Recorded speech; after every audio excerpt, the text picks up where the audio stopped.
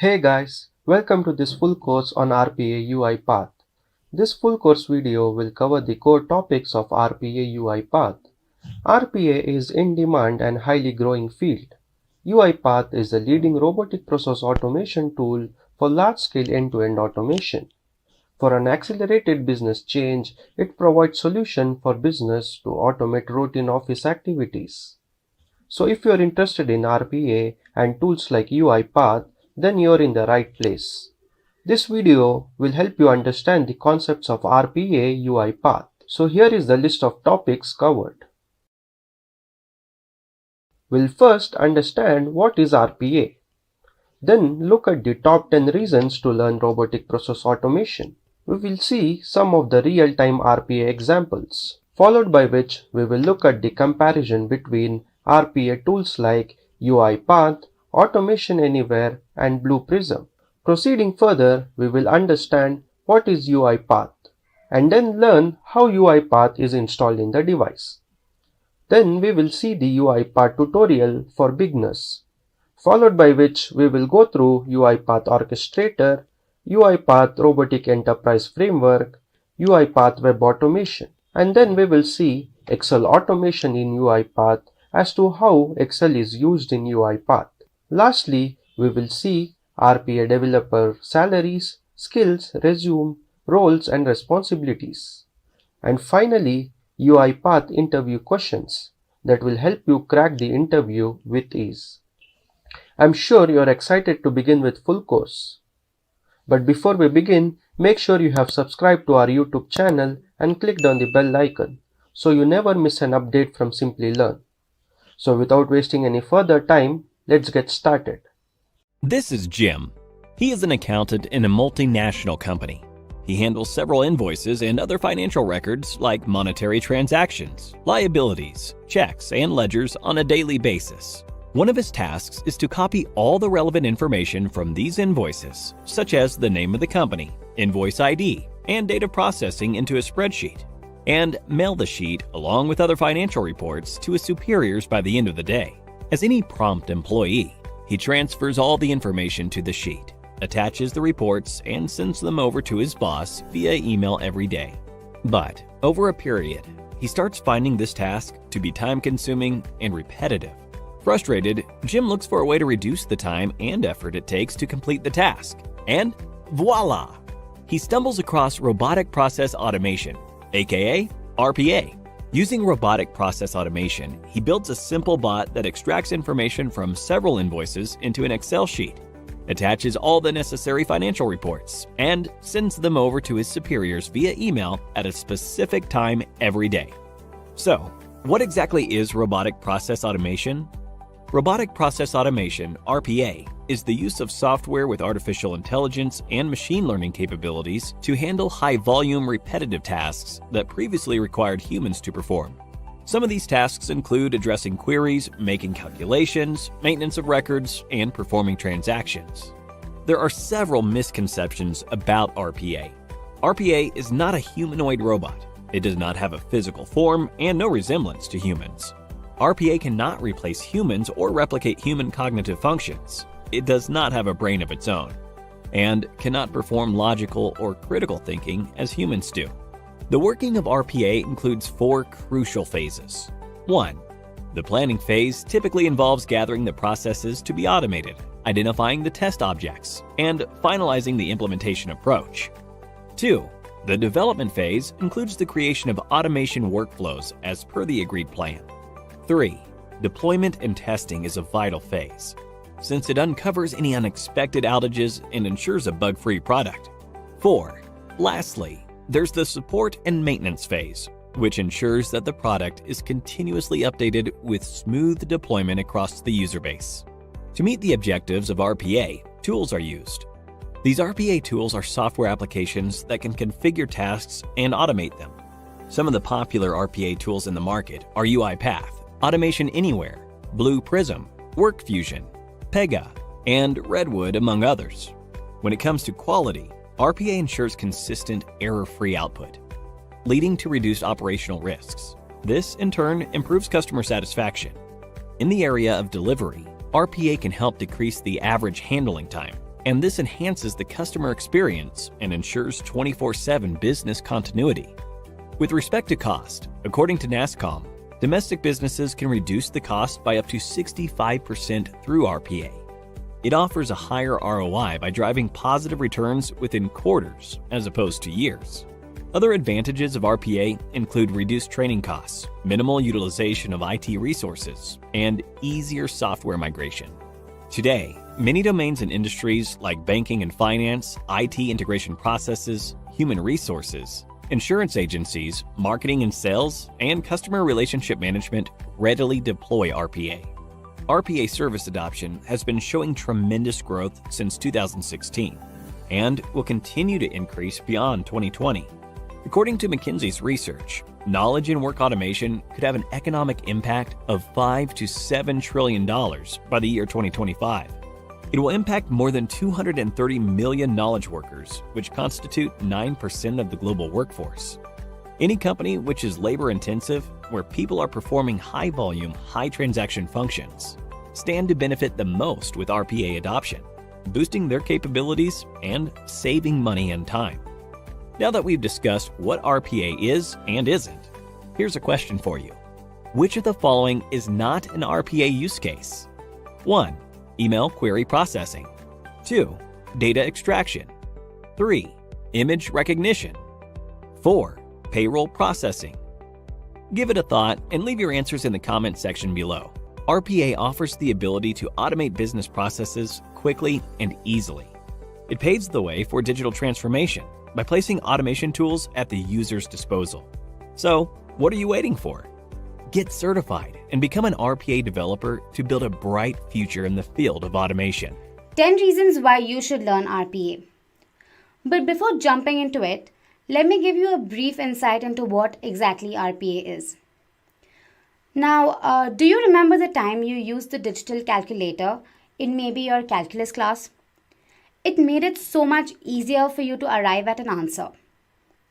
Calculators undoubtedly helped you solve complex mathematical problems which previously required a lot of time. And of course, doing manual calculations have inherently several errors. But does calculation account for automation? Well, no. A conventional calculator requires manual input. So this is partial automation. Automating the usage of a calculator that requires zero human intervention is what RPA does. So what exactly is RPA? Robotic process automation is the use of software with artificial intelligence and machine learning capabilities to handle high-volume, repeated tasks that previously required humans. Now, some of these tasks include addressing queries, making calculations, maintaining records, or even making transactions. So, why is RPA gaining popularity so rapidly, and why do companies and techies have RPA perspectives? So, here are the 10 reasons why one should learn RPA. So, number 10, fast implementation. Now, getting data entry bots up and running goes quickly. Implementing a new RPA software system certainly happens much faster than training a new person. You can have these data entry bots up and running in just days. In contrast, if you wanted to hire a new human employee, you'd be taking a lot of time in sorting out resumes, conducting interviews, going through the entire boring hiring process, and then finally when you find the right person, you'd have to spend time and energy on training them. However, in case of RPA, all of this is countered. And number 9, we have no training time. So now this is an important one. If your process changes and the bots need to learn something new, you can either replace them with new bots or alter their programming. Now that again goes much faster than training employees for new tasks. In terms of costs, training an employee for a new task will pan out to be way more expensive and time consuming. Next up, the bots will never quit. Now with RPA, you don't have to worry about employees quitting or dealing with the turnover. Bots don't care how hard they're working or how boring their job is or how repeatedly they're doing the same tasks. Again, yes, it would be ironic if the bots got tired. Software bots can work all the time, 24 hours a day, every single day of the year, at 100% capacity. Now, RPA doesn't take holidays, it doesn't have sick needs, and of course, they do not have unproductive days at all. Well, isn't that a treat to have someone who never retires or decides it's time to move to a different job?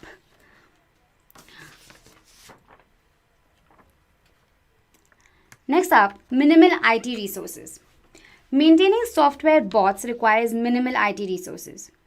In some cases, IT doesn't need to get involved at all. Your RPA systems will be managed by the software provider. They're responsible for maintenance and updates, all of that. It completely takes the burden off IT and saves your company a whole lot of money. ROI is visible. Now, every organization wants to quantify their gains. Many of these organizations do not know how they should determine their ROI. But when it comes to adopting robotic process automation, ROI is visible. It defines a clearer path to demonstrate its returns. Complex problems can be solved.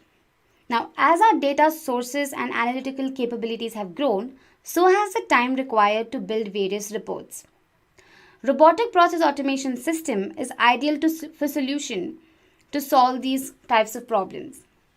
The system stores the information and it can also remember and transform this information very easily. That means this makes you auditable and tax ready. Software migration. Now, it's a fact that software migrations are time consuming and costly. Migrating to a new software could take months and cost could turn out to be tens or thousands of millions of dollars. What's even more frustrating is that at all times, certain features and functionalities which may have functioned in a particular way in a previous version may not even be present in the updated version. So RPA helps with data migration with accuracy, speed, and continuous updating of software. RPA has a free tier. Many RPA vendors offer free tiers. Some of these vendors are Blue Prism, Automation Anywhere, UiPath, among others. These RPA software vendors are offering high RPA software, notably UiPath with their Community Edition and WorkFusion with their RPA Express. This helps lower the total cost of ownership. There's no rip and replace. Now, RPA doesn't jeopardize an employee's job but helps with the growth of new jobs. To do your work, you will need some additional software, yes, and virtual machines to deploy fully independent digital bots. But you may not need to rip and replace your existing infrastructures. Also, there's a common misconception that RPA could steal our jobs. Well, that's not true. Monitoring and controlling these bots are completely the responsibilities of the developer. As a result, RPA does not pull down your existing systems, but it leverages them. Lastly, popularity and high salary. According to Glassdoor, the average salary of an RPA developer in the US is $77,000 US. And in India, the beginning salary for an RPA developer is around 4.65 lakhs per annum. Top tier companies like Dell, IBM, Accenture, Capgemini, Cognizant, among others, are readily hiring RPA developers. Now, with that, let's move on to the growth projections of RPA. Now, looking at the graph here, both RPA software and services increased by huge amounts between 2016 and 2020. According to McKinsey research, knowledge and work automation could have an economic impact of $5 to $7 trillion by the year 2025. It will touch more than 230 million knowledge workers, which constitute about 9% of the global workforce. Any company which is labor intensive, where people are performing high volume, high transaction functions, will boost their capabilities and save money and time with RPA. Now, this is all you need to know about why one should learn RPA. But if you're looking to become a developer, let's look at some of the job roles and responsibilities. RPA developers are responsible for the creation, design, development, and implementation of RPA systems. An RPA developer is expected to provide guidance with process design, develop test automation workflows, deploy RPA components, be it bots, robots, or development tools, support the implementation of RPA solutions, create process documentation, and also assure the quality of the automation. In this video, we will be looking at the robotic process automation example. Let us consider a discussion between John and Jamie. John is very curious and wants to know how and where RPA is used in different fields. Jamie, being a developer, helps John in understanding the RPA examples. Even if you are curious to know the applications of RPA, then you are at the right place. So let's get started. The first example is customer service. Let's look at the problem statement. A customer representative must understand and solve the customer queries, carry out the necessary actions by switching between the various softwares and applications, and inform the customer. This must wait while the representative is busy dealing with data, sometimes asking for information that has already been requested. This tends to decrease customer satisfaction and extends call duration. The solution requires identifying frequently asked customer questions, assessing customer representative actions in response to those questions, and developing RPA solutions to facilitate those questions. When several sets of information need to be coordinated across systems, the customer service representative can launch a bot. The bot completes all actions in seconds with the press of a button. For frequently asked questions, a dashboard can be created. A customer service representative will fill out the necessary information to receive the queries, and bots will use that data in multiple systems to complete the transaction. Let's look at an example. Consider a scenario where a company was providing support to the client, and the company was supposed to handle a large number of calls, approximately 20,000 calls per month, which required a significant amount of time spent in the support team. Because of the system's complexity, an executive's average time was about 10 minutes, as the system was inefficient and slow, resulting in a poor customer service. With the RPA solution, the organization gained a virtual team that can complete the task in less than a minute, resulting in a drastic reduction in an execution time. The RPA bot performs the following tasks: loading a comprehensive customer profile, obtaining a detailed billing information, user preferences and other user information are being updated, resolving common but simple customer issues. Let's look at the second example, financial service. Financial service involves compiling and combining financial information from various departments and storing the records in a system. Data is manually extracted from a bank statements to reconcile documents and link them to its forms using detailed spreadsheets. To complete the reports, business rely on Excel, legacy software, and manual labor, which is tedious and time-consuming. Solution: robots can generate invoices in seconds, prompting clients to pay more quickly.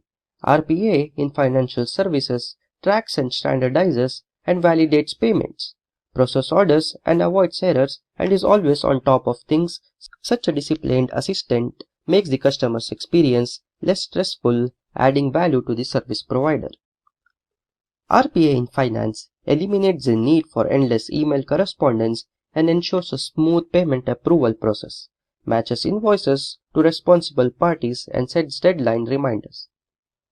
Automated data entry speeds up the process and relieves human employees of huge tasks. This enables precise and structured invoice processing.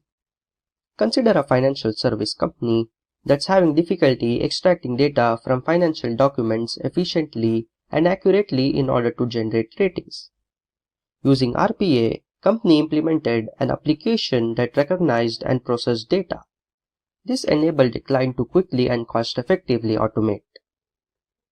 The tasks performed by RPA bots in financial service are investment management, reconciliation of bank statements, organizing the finances, record of accounts receivables and pay. The third example is HR service. This operation includes numerous routine steps such as interview scheduling, record keeping, resume screening, candidate shortlisting, induction training, and onboarding. Hiring and firing place a significant burden on HR and other support functions such as IT, security, and facilities management, particularly for medium and large businesses. While it is expensive to build a solution that encompasses all of these functions and completes the necessary tasks for new or departing employees, some employees can be sloppy with recording absences, vacation, or in general, using the existing absence management system. So the possible solution for this is RPA can be used to collect and screen resumes and online application forms, conduct through background checks, and compare the information to all relevant job requisitions. This allows the best candidates to be shortlisted. RPA can be used quickly to create offer letters for new employees that are both personalized and accurate. It can also validate records by cross-checking data such as absentees reports against time logged in the corporate network and alerting when information is missing or inconsistent. Talent acquisition team of a company automated aspects of onboarding process for new employees. Previously, the onboarding paperwork was completed manually by one person, consuming a significant amount of employees' time that could have been spent on more valuable work. This type of work that no one wants to do day after day. The company understands that an HR department wants to provide a digital and straightforward experience. The task required a lot of copy and paste activities. With the implementation of RPA, the bot completed the onboarding paperwork in less time, allowing HRs to spend more time on corporate social responsibilities, hiring talent, initiatives, and improving a company's reputation. The tasks performed by RPA bots in HR service are screening resumes, onboarding of new hires, attendance management, induction and training, employment management, and survey report. The fourth example is telecom service. The telecommunications industry involves high frequency of manual, repetitive, rules-based processes, all of which are critical for providing appropriate service delivery. Thus, the foundation of telecommunications is made up of processes that are highly amenable to automation. For telecommunication companies looking to improve their customer service, high reliability and accuracy of process outcomes are required. Solution: the use of robotic process automation in telecom reduces error rates to close to zero, improves data quality, improves customer service, and increases operational efficiency, all while contributing significantly to cost reduction. RPA technology can capture the business process task performed by a telecom company's employees. Based on the employee's action, a well-structured workflow can be generated, which serves as the foundation for automated process. By mapping each process step with its significant cost for manual execution, it is simple to determine which action should be automated to maximize return on the investment. Consider an example: a telecommunications and media company decided to automate its order creation and service removal process to cut costs associated with the company's speed booster discount service and deal with a massive amount of transactional data. With the implementation of RPA, it becomes simple to automate the order build process and service removal activity. The tasks performed by RPA bots in telecom service are: it checks on the credit and SIM card swapping, resolution of customer complaints, porting customer phone numbers, responding to questions from partners. The fifth example is healthcare service. Healthcare systems contain numerous burdensome tasks that involve significant resource allocation, such as claim management. This results in high operational cost and slow process. Every industry has inefficiencies, but few face the healthcare industry's challenges. Strict regulations regarding patient data and lack of resources to deal with such rules. Billing takes time after a healthcare service is provided due to manual and repetitive tasks in the management process. Management process include document and data input, processing, and evaluation in addition to the automating time-consuming tasks. Patients can schedule appointments without the intervention of hospital employees, credit to RPA technology. Along with eliminating the need of resource allocation for scheduling, by allowing patients to reschedule appointments more quickly, this application can improve customer relations. RPA allows healthcare providers to track and document each process step in structured log files to comply with external audits. RPA improves data confidentiality because bots handle this process. Let's consider an example. Daily, a healthcare organization deals with the process of patient transaction data, customer detail recording, claims to the process, and data reconciliation for healthcare schemes are some of the manual processes they must streamline daily. The primary goal was to increase the efficiency of existing approaches to achieve greater accuracy with reduced turnaround time. Robotic process automation was implemented and the most significant possible impact was obtained. RPA platform handled claims, processing, and health data reconciliation program. Healthcare was able to reduce turnaround time with this solution. The tasks performed by RPA bots in healthcare service are appointment scheduling, regulatory compliance, data entry, and supporting analytics to improve treatment. In this video, we are going to compare the most commonly used RPA tools, namely Blue Prism, UiPath, and Automation Anywhere. So what's in it for you? First, we learn why exactly RPA came into picture, and then what exactly RPA is. Lastly, we'll compare the tools based on trial version, base technologies, process designer, accessibility, macro recorders, architecture, learning, robots, accuracy, reusability, pricing, and then certification. So without further ado, let's begin and understand why was RPA introduced. Consider the process of onboarding a recruit to your organization. The whole process will involve tasks like creating a new user account, a new email address, access rights, documents retrieval, and so on. So instead of doing all of this manually, one can automate the process.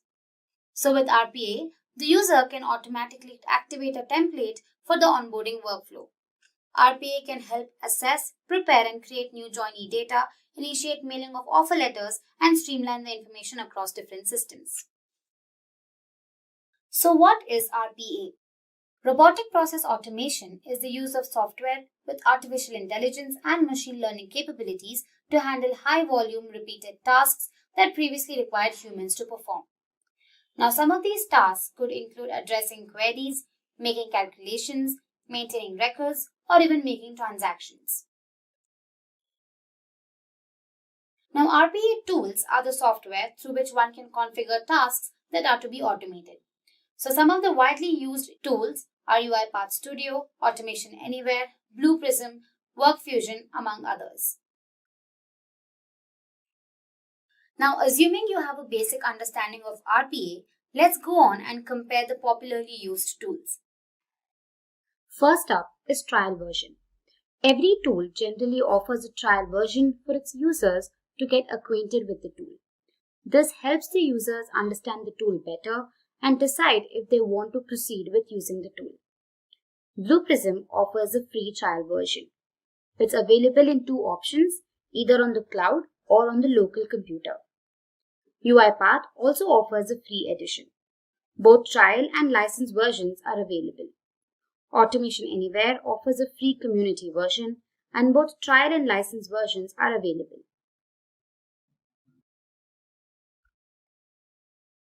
Next up is base technologies. Base technologies define the technology with which the software was built. Blue Prism is based on C#. UiPath is based on Microsoft vendors like SharePoint, Kibana, and Elasticsearch, while Automation Anywhere is based on modern Java technologies. The third feature of comparison is Process Designer. Blue Prism enables you to create, design, edit, as well as test business processes from the Visual Business Object.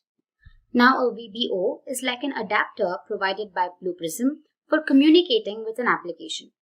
Each Visual Business Object implements a specific set of operations on an application's user interface. So these are basically like objects that encapsulate a particular functional logic. UiPath, on the other hand, acts as a visual process designer with developer-friendly options. Now, a visual process designer is a dashboard consisting of various tools through which the developer can define the automation tasks. Automation Anywhere is developer friendly with a visual interface built for business users along with advanced features for developers. Business users and developers can work side by side to build bots. They can see the visual interface and code in a single screen. The next feature of comparison is accessibility. Blue Prism offers browser-based access only. UiPath and Automation Anywhere, on the contrary, offer both application-based and browser-based accessibility. In case of Automation Anywhere, the control room can be accessed with a browser or a mobile application. This is the only platform where users can create bots on any device or any operating system. Moving on to the next feature, learning. Now, in case of Blue Prism, the user should have the necessary knowledge of programming. He should be able to create business objects and manage them in the control center. UiPath enables you to design automation processes visually through diagrams. The developer need not know a programming language in particular. When it comes to Automation Anywhere, it is developer friendly and offers both visual and programming features. Business users can build bots with the help of drag and drop features. Beginners benefit from the built-in product walkthrough. Next up is robots. Now, before we jump in, let's discuss what the different types of bots are. There are two types of bots. You have the front office bots, whose deployment is in the user's control. You also have back office bots that can run on locked machines from an orchestrator. The user may not be actively involved in its working. So moving on to the comparison, Blue Prism offers back office automation only. UiPath and Automation Anywhere offer both front and back office automation. In case of Automation Anywhere, the HBC or the human bot collaboration feature enables humans and bots to work together to complete a task and also to manage exceptions and escalations. Moving on, the next feature is Macro Recorder.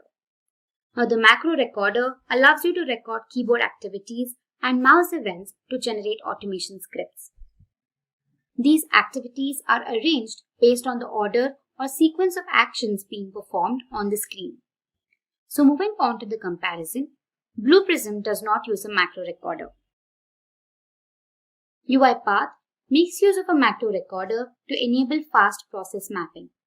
Automation Anywhere offers a universal recorder so that the user need not select different recorders for different tasks. Moving on to the next feature, architecture. An application that runs on the client side and accesses the remote server for information uses the client-server architecture, whereas an application that runs entirely on a web browser uses the web architecture. In case of a client-server architecture, the user interaction with the server is always through a user interface or application on the client side. On the other hand, in a web application, the user interaction is thoroughly through a web browser. Now, Blue Prism and UiPath both incorporate a client-server architecture. Automation Anywhere incorporates a cloud-native web-based microservices architecture. It is the only platform that provides a complete digital worker solution on the web. Users with any skill level can instantly start building robots on a browser without any heavy installation. The next feature is accuracy. Blue Prism is accurate for desktop, web, and Citrix automation. UiPath shines in Citrix automation designed for BPO automation. And Automation Anywhere shines in Citrix automation with AI Sense technology. Well, any automation solution built using a virtual desktop or built to work in virtual desktops is called Citrix automation. Moving on to the next feature, reusability. Blue Prism consists of a library of business objects that can be reused across multiple methods. It also offers high reliability. In the case of UiPath, the processes can be used for various synthesis services with several workflow modules. As a result, UiPath offers a high degree of usability and moderate reliability. In the case of Automation Anywhere, apart from the standard common library, users can develop custom actions, upload and manage packages in their enterprise control room. Every bot created in Automation Anywhere is reusable.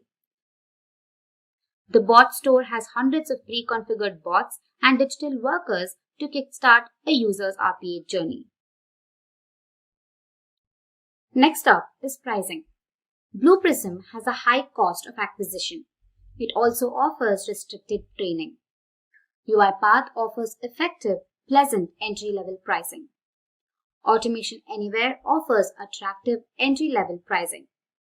Its users also experience the lowest total cost of ownership because of its native capabilities and web-based architecture. Moving on to the last feature, certifications. Blue Prism offers several certifications like Blue Prism Professional Developer, Blue Prism ROM Architect, among others.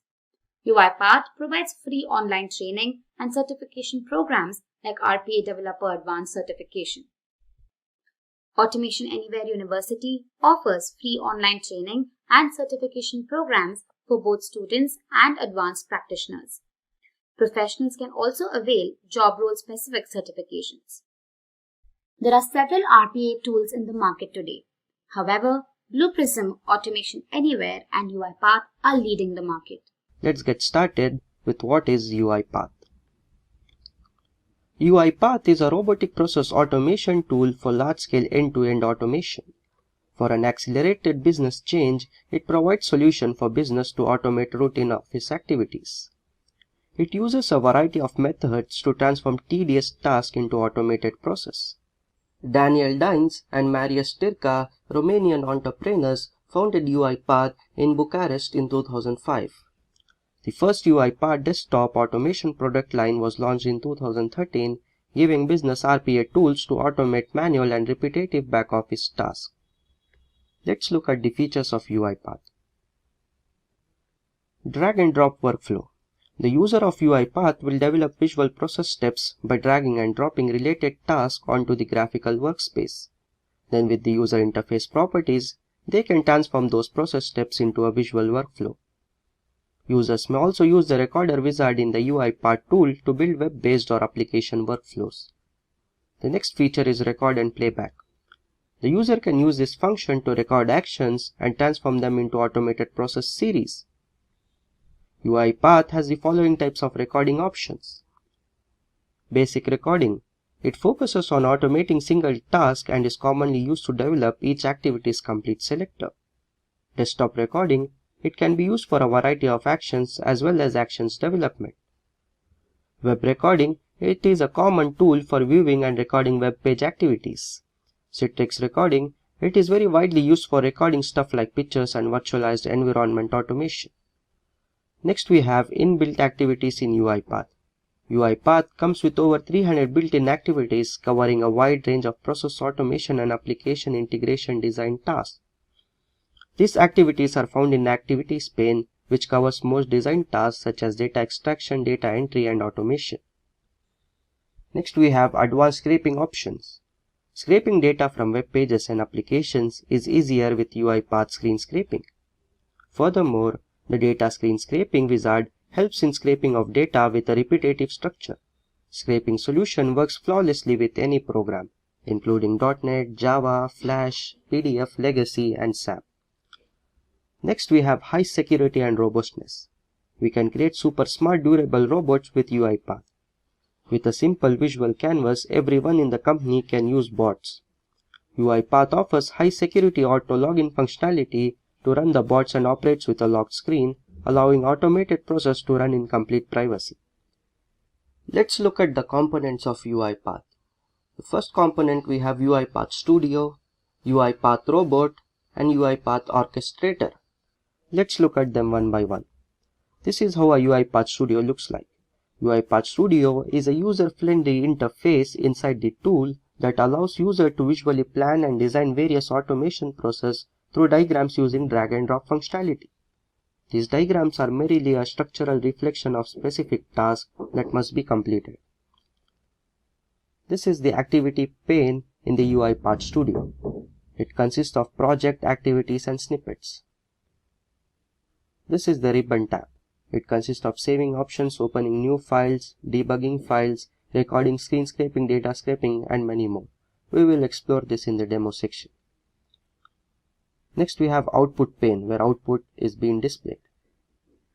And we have the properties pane where the properties of each activity is shown here. The next component is UiPath robot. After you have built your process, the next move is to put into action in the UiPath Studio. UiPath robots are used to translate the process into tasks, which are then executed. These robots are used to assign various tasks and carry them out in the same manner as humans but without human interference. When given operation occurs on the computer, UiPath robots are programmed to begin executing tasks automatically. Next we have UiPath Orchestrator. The Orchestrator is a web-based application in UiPath. It has features like deploying, monitoring, scheduling, and controlling automated bots and processes. It's a centralized forum for managing and controlling all software bots. Let's look at the architecture of UiPath. It consists of two sections, the client side and the server side, and the three layers. Let us look at them one by one. We will first look at the client side and the server side. Client-side UiPath components are those that the user or developer can communicate with directly. UiPath Studio, UiPath Robot, Browser, and UiPath Agent are usually included. UiPath's backend operation are considered server-side. The tasks and workflows that a user produces are saved in the databases. UiPath Orchestrator chooses the necessary function and the software robots to carry out the code's task. The robot's logs and statistics are stored in the backend. Logs are useful for analyzing robot performance and detecting errors in them. The two elements comprise the UiPath robot, agent support for UiPath and the executor service for UiPath. The agent support for UiPath is a service in UiPath that serves as the mediator between the client side and the server side of UiPath. All of the information and data are conveyed via the handler. Messages are also logged into the orchestrator before being moved to the SQL server. The service can be used to search all of the currently available tasks in the device tray. It also can change device settings and start and stop the current task. Executor service for UiPath. In this, the software robots use this service to carry out the task specified in the Windows session. Now let us look at the three layers. First one is the presentation layer. These UiPath components that are open to the users make up the client layer. UiPath Studio, robots, browsers, UiPath agent and executors. For example, a user or a developer may use these components to design and create different tasks that can be automated. Computer robots are commonly used to complete these tasks. The client layer is another name for the presentation layer. Let us look at the service layer, the UiPath's architecture's most significant sheet. The cloud layer shows all server information. The UiPath orchestrator is the most significant part of the server layer. When the robots can perform the task, the entire project is periodically uploaded to the server. Within the aid of an orchestrator, the project is often carried out through several structures. The orchestrator is in charge of the whole band. It keeps track of the project development, schedules software robots for execution, and produces summary reports based on the filtered parameter. It assists in the synchronization of software robots so that they can continue to perform routine tasks. It helps our project meet project requirements, service levels, and deadlines, thanks to its web-based management system. Now let us look at the persistence layer. Database servers make up the bulk of this sheet. During this layer, all of the robots' configuration information is saved. Users insert data, robots, assign tasks, logging information, and assets, among the other items, into the orchestrator's configuration details. Furthermore, persistency layer is in charge of keeping the log information updated by the UiPath agent services. Elasticsearch is used to store these logs. The logs are primarily useful for locating and correcting errors. Process level data is usually saved in relational database management systems such as SQL Server. This makes processing logs from the vast volume of data a lot simpler. Hence, the queues tasks are often taken care by the persistency layer. Let's look at some of the applications of UiPath. In sales, UiPath is used to generate invoice. This is an example of data replication in action. Both CRM and accounting systems must have the same sales details. Bots can update accounting records, prepare and send invoices from the appropriate email addresses instead of manually replicating data. It is also used in keeping scorecards up to date. Companies that do not have HR and CRM systems integrated can use RPA bots to ensure that CRM adjustments are submitted to scorecards in real time, allowing sales reps to track their progress. It is used in CRM updating. A new class of solution is evolving to incorporate their email, call, and other contact data into CRM. A simple bot could be written to update your CRM records with customer contact information if you can't find a suitable solution for using the CRM systems. Next, it is used in banking. In banking, it is used to check KYC. Though dedicated KYC solutions are evolving, RPA bots can be used to automate portions of the KYC process if your organization does not want to use one. A case may be referred to an employee in the event of an edge case that requires human involvement. It is used in sanction of loans. Like most document process activities, this method is appropriate to RPA automation because complex business logic can be embedded in bots, which can partially automate loan decisions and the manual process that follow. It is used in execution of trade.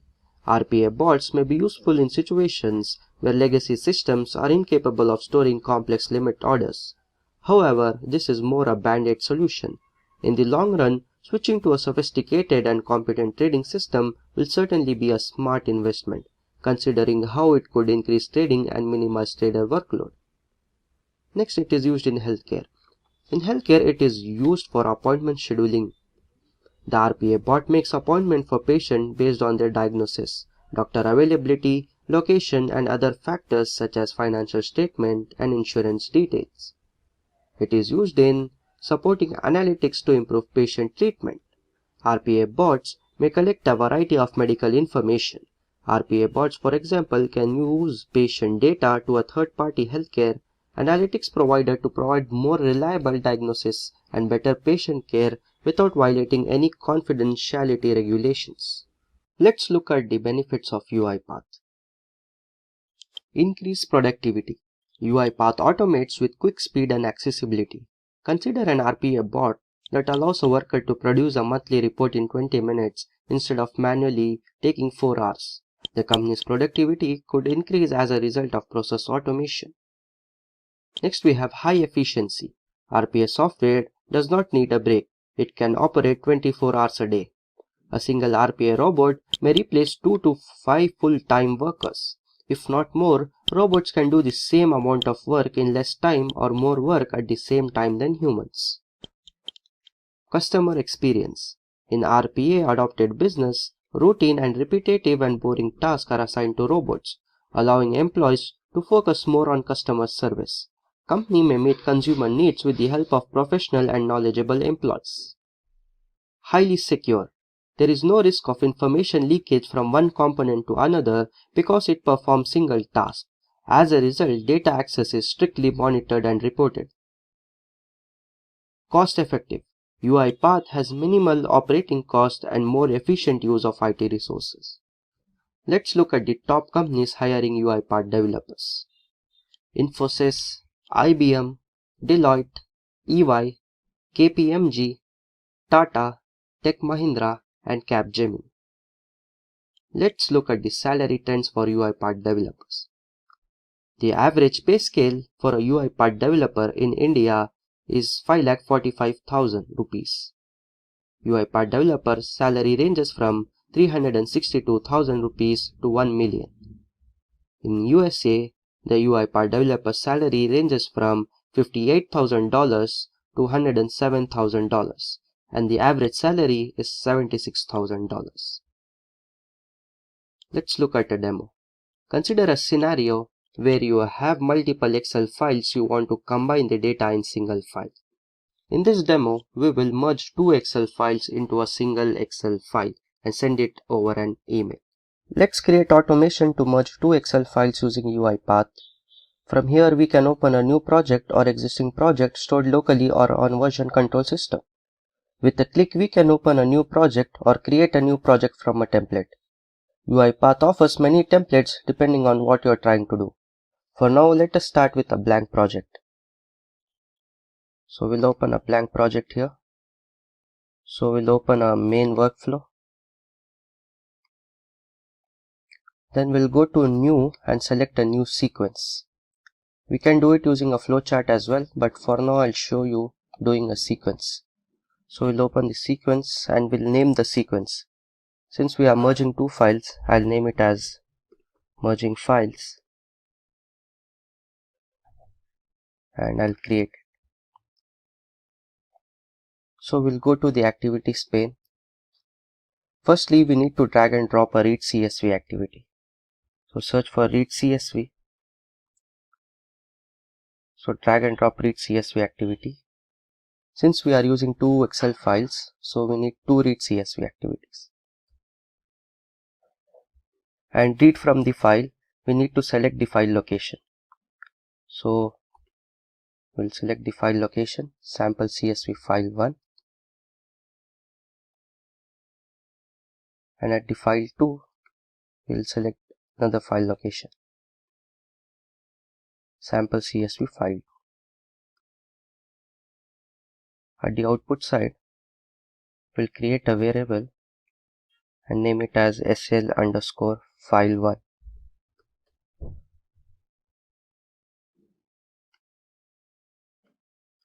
Similarly, for another read CSV,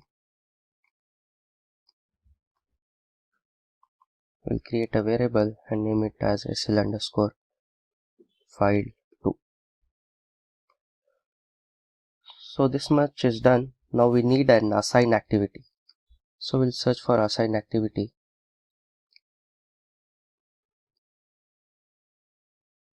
So we'll drag and drop.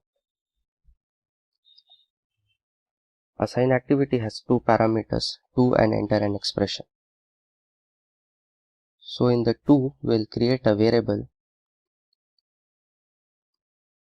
name it as merged SL. And in the expression, write an expression, say SL underscore file 1 dot clone. Why are we using a clone function? The clone function creates a new data table with same structure but does not copy the data. Oops, it's showing an error here. So what's the error? So we need to assign the variable type to be system.data.data table. Here we go. The error has gone. So after using the assign activity, we need to merge the data table. So we need merge data table activity. So search for merge data table. Here we go. Drag and drop it. We need two merge data table activities. So drag and drop. And specify the destination and source here. The destination is the merged SL.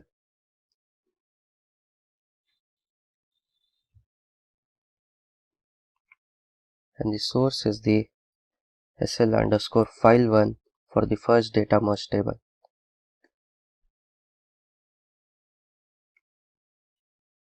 Similarly, for second merge data table, destination remains same.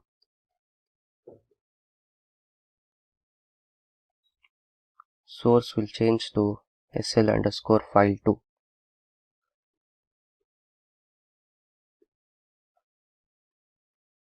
So this is done. So next we need to drag and drop a write CSV file. Write CSV file creates an output file in which you want to merge the two files. So search for write CSV. Here we go, drag and drop it. So choose the path, create the file. So you can see there is no output file here. So we'll create the output file now, which is an empty file. So output.csv. So we have created an output file. So right from, we'll write it as merged SL. We need the data from merged SL.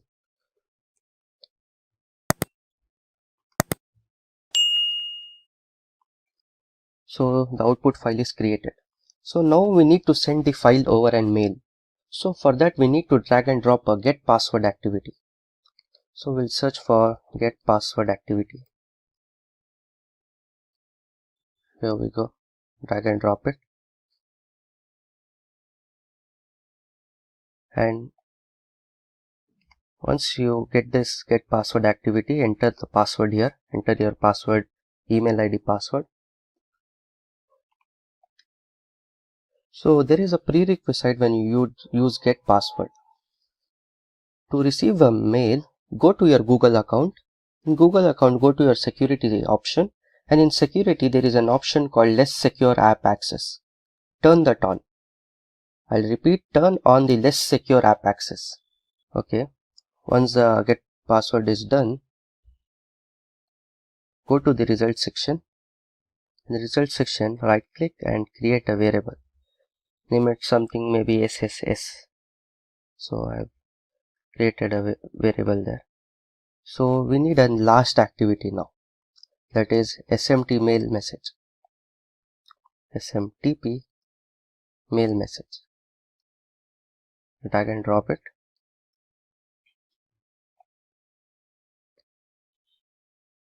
So in the host, port and enter the server.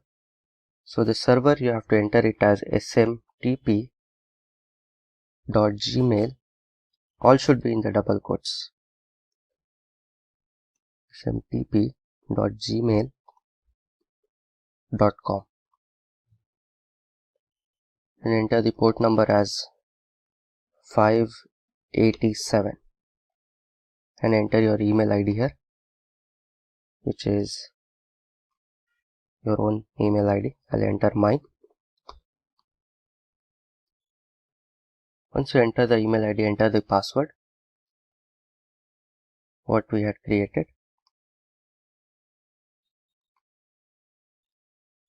So that's done.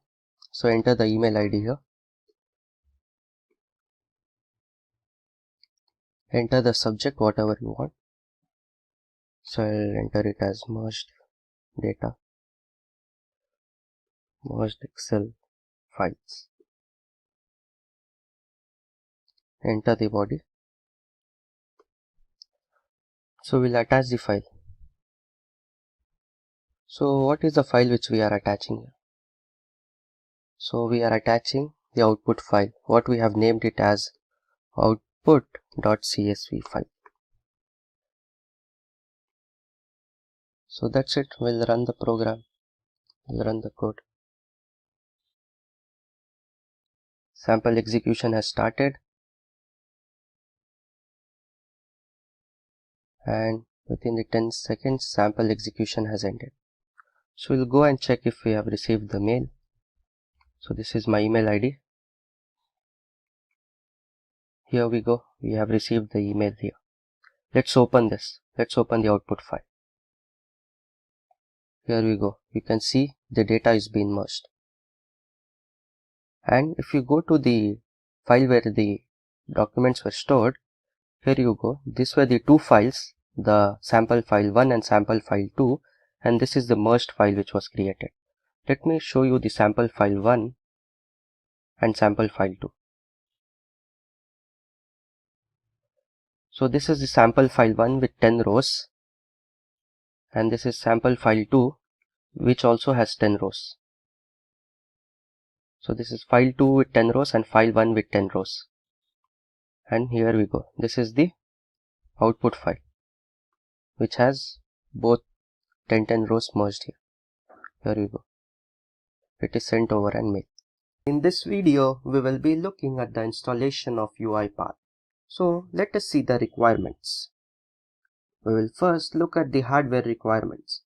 The CPU should at least have a processor of 1.4 GHz 32-bit configuration, or it's recommended to have a 1.8 GHz 64-bit configuration. The device is recommended to have a RAM of 8 GB. if not at least a minimum of 4 GB. Let us look at the software requirements. If you are using a Windows operating system, then Windows should be of version 8.1 or 8.1N or 10 or 10N, and the Windows Server should be of 2012 R2, 2016 or 2019 versions. Another prerequisite is to have .NET Framework of minimum of 4.5.2 version installed. Let us look at the editions. The different editions that UiPath offers. UiPath offers two types of editions, Community Edition and Enterprise Edition. Community Edition is for the developers and small teams who are just starting on their automation journey. The Enterprise Edition is further classified into three types, Enterprise Studio Edition, Enterprise Cloud Edition, and Enterprise Server Edition. So Enterprise Studio Edition is for individual enterprise developers who want to experiment with UiPath Studio. Enterprise Cloud is a cloud-based deployment of entire RPA enterprise platform for any size business. Enterprise Server on-premises deployment for entire enterprise automation platform for large-scale business. Let us look at the different profiles in UiPath. UiPath Studio X, UiPath Studio, and UiPath Studio Pro. UiPath Studio X is for business users. If you're not a developer, but if you want to automate a simple task, then it is easy to use a Studio X. UiPath Studio. It is for RPA developers. Build complex automation that is run by attended or unattended robots. UiPath Studio Pro. It is for the specialized developers. Automate with AI, advanced RPA features, testing tools, and sophisticated coding services. So we will look at the installation. Let us install UiPath. Go to any one of the browser and search for uipath.com. This will take you to the official UiPath website. Here you can see try UiPath for free. Click here. Since I have already registered before, it is showing as continue to existing organization. If you're visiting this website for the first time, then you might have to register or sign in using an email account. After signing in and filling all the details, you can continue. Here you can see download UiPath Studio. Click on this and download the UiPath Studio. Here you go, the UiPath Studio setup file is getting downloaded. Once the UiPath file is downloaded, run the setup file, and here you can see the UiPath is getting installed. After installation, it will ask for a license. Select Community License, which is free. After selecting the license, you need to choose a profile. There are three profiles: UiPath Studio Pro, which is the Advanced Studio IDE. It has features like testing tools, advanced RPA features, and coding services. Another profile is UiPath Studio. It is for developers who have prior programming experience. And the last profile is the UiPath Studio X. It is for the people who don't have any programming experience. So we will select UiPath Studio X for now. Next, UiPath will ask you to update the channel. You can either select the stable version or preview version. We will select the stable version for now. After you select the versions, you need to select the source control plugins. You can enable Git version control system or Apache Subversion and Azure DevOps Server. UiPath provides a short introduction video tutorials to learn how to build automations following step-by-step instructions, and an academy to take free training on the UiPath Academy. So that's it. You have successfully installed UiPath Studio. From here, you can open a new project, new template, and start building the first automation. In this video, we will learn about UiPath Studio in depth and understand its working with a demo. So what is UiPath? Now RPA is a technology with which human tasks can be automated. To facilitate this, a tool is required. UiPath is one such tool among others that are used to create bots with the help of visual processes and diagrams. It provides complete end-to-end automation, calling it hyperautomation. UiPath was founded by Daniel Dines and Marius Turka in 2005. UiPath is specially used for Windows process automation. It automates repetitive tasks. And lastly, UiPath offers drag and drop functionalities to make it easy to use. Now, since there are so many other tools like Blue Prism, Automation Anywhere in the market, what makes UiPath stand out?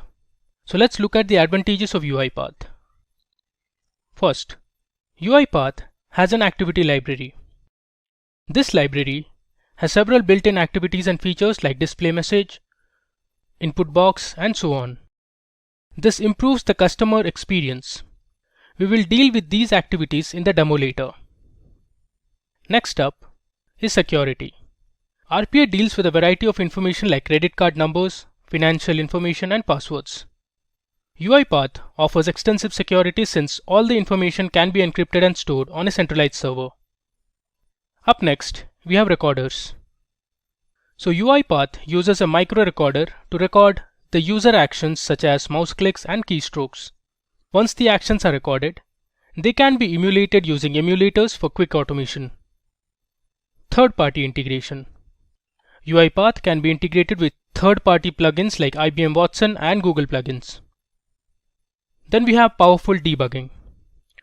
UiPath Studio comes with a debug component that helps find and locate problems easily in complex workflows. This is useful for viewing the execution of each activity to verify what data it gets and if there are errors in producing outputs. Now, let's understand the various UiPath products. First up is UiPath Studio. This is the platform to create the bots. This product consists of all the necessary drag and drop activities and a robust UI to help develop bots of your choice. Now, the UiPath Studio consists of the GUI dashboard. It offers a visual dashboard with activities like send email, display message, and so on. Then we have types of recorders. UiPath Studio offers various types of recorders to record actions on multiple platforms. Then we have logging and exception handling. It offers various options for debugging and exception handling such as debug, open logs, slow step, etc. And finally, we have reusable components. The user can create reusable components to publish them together as libraries. Next, we have the UiPath robots. All the automation tasks that created are run by UiPath robots. There are two types of robots: attended robots and unattended robots. Attended robots work with you to speed up service desk and help desk. It is used in activities where human involvement is the key. Unattended robots operate without human touch, maximizing cost and performance benefits for any variety of back office tasks. Lastly, we have the UiPath Orchestrator. The orchestrator is like a centralized entity where you can deploy, secure, manage all your automation tasks. Here are the steps involved. First, you create a bot. Now you create a project and publish it as a process for further use. Once a process is created, it is assigned to a specific robot to execute in an environment. This collectively constitutes a job. Now, let's move on to the architecture of UiPath. So on the top, you have the client layer consisting of UiPath Studio and the UiPath robot. Now, the UiPath robot has two parts. One is the UiPath agent service, which displays all the available jobs in the system tray, and the other one is the UiPath executor service, which is used to run the jobs in one Windows session. The server layer receives the robot once it is ready for execution. With the help of the orchestrator, you can run the project on different PCs. The orchestrator monitors the deploys, configures, queue management, and logging. Lastly, we have the persistent layer, which consists of the databases. It takes care of the queues and holds information about the robot configuration and their assigned processes. Now that we know what UiPath is, let's acquaint ourselves with its user interface and understand its components better. So this is what the typical interface looks like. First, we have the ribbon. It consists of three tabs: Home, Design, and Debug. Home is where you start a new project from predefined templates or open a project you recently worked on. By default, the projects are created in the location shown below. Next is the Design tab. Design tab adds sequences, flowcharts, and state machines to your project. It installs and manages activity packages. It builds interactions with UI elements and then publishes your work to Orchestrator. Finally is Debug. It debugs your workflow while using debugging tools to set up breakpoints, monitor the execution of activities step by step, and adjust the debugging speed. Next on the screen is Tools. So the Tools tab can be used for installing extensions from Chrome, Firefox, Edge, Java, Silverlight, Citrix, and Windows Remote Desktop, and is also used for launching the UI Explorer and Project Dependencies Mass Update tool. Then we have Settings. The Settings tab has options for changing the interface language, theme, setting global preferences, and managing activity feeds. So you have General Settings, then there is settings for design, locations, manage resources, and finally license and profile. Up next, you have Help. The Help tab directs you to product documentation, release notes, online resources, the community forum, and the RPA Academy. After that, you have the Recorder. The Recorder component in UiPath Studio allows the user to record UI mouse movements and keyboard activities to generate automation scripts. After that, you have Scraping. So, UiPath Studio supports two types of scraping. One is screen scraping and the next one is data scraping. So, screen scraping is programmatic collection of visual data, and data scraping is the extraction of structured data from an application. Then you have User Events. User Events records events such as mouse clicks and keystrokes. Then you have Variables. So variables hold different types of data. These variables can change over time. UiPath makes an easy provision to create and remove unused variables. On the bottom left, you have Project. So the Project panel enables you to view the components of the current project, add folders, open the file location, manage dependencies, and adjust project settings. Beside it, you have Activities panel. So the Activities panel shows available activities that can be added to the current workflow. Users can use the search box to find activities, navigate through them using navigation keys, and press. You also have the Snippets panel, which enables you to easily reuse automation. It includes by default multiple samples and snippets. To the bottom right, you have the Properties panel, which is contextual and enables you to view and change the properties of a selected activity. You also have the Outline panel, which displays the project hierarchy, all available variables and nodes. You can highlight activities in this panel by selecting them in the Designer panel. The Output panel enables you to display the output of the log message or write line activities, among other things. Exceptions for packages are also displayed in this panel. So now that we have understood the interface of UiPath, let's look at the companies using UiPath. So you have Accenture, Capgemini, Cognizant, Atos, and Deloitte, to name a few. Now, we'll do a demo to automate a task using UiPath Studio. So here is what we are going to do in the demo. We'll create an automated process to fetch data from a website wherein the bot would extract data like the name of the person, the phone number, and the email ID. This data will store it in an Excel sheet and send it over an email. Now let's get started. Now to do this demo, we'll be using the fake name generator website to generate random data of people and store this data set in an Excel sheet. Now if I had to do this manually, I would first create an Excel sheet. So let me open an Excel workbook.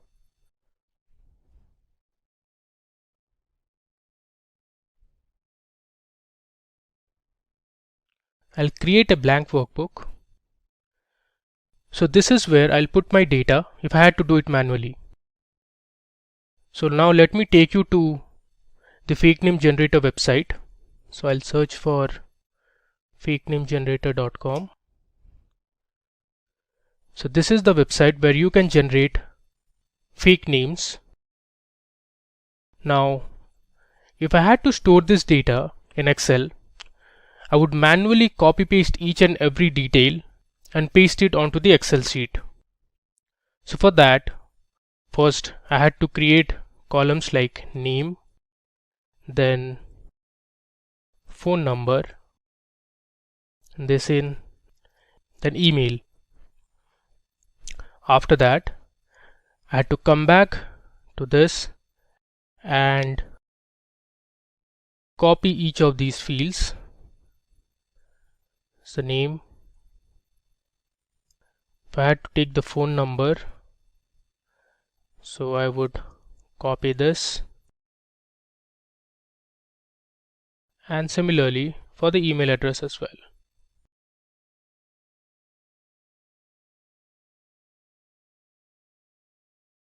For one record it is fine. What if you are asked to fetch 100 records or say 200 records? Then this method is not at all feasible. It is time consuming and inefficient. You need to find a way where you can automate this task of fetching records. UiPath is a solution for this. So let's see how we can automate this task using the UiPath Studio. So I'll click on Open Main Workflow. First, we need to direct UiPath to go to the fake name generator website. For that, we need the sequence activity. So let me search for sequence here. So under activities, I'll search for sequence and I'll drag it here. After that, I need to open the website in a web browser. So for that, let me search for another activity called Open Browser. So under activity, I look for Open Browser. So I'll drag it on the sequence itself. Now it is asking you to insert the URL of the website, and it must be within double quotes. So I'll go to my website, copy paste the URL. I have to give this URL within double quotes, then I'll paste it. Now we need to select the name of the browser where you want to open this website. So under input and browser type, I'll choose Chrome. Now let me go ahead and run this file. So under debug, I have run file. I'll click on it.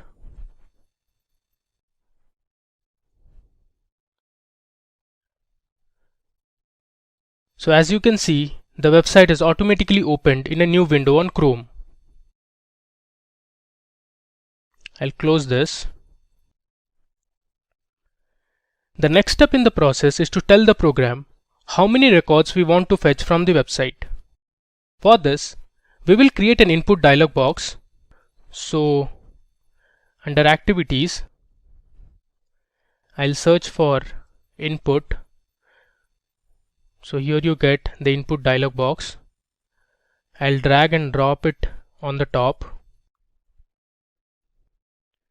Now it is asking us to give the details. So I'll put it within double quotes, say enter the details of customers, or say people.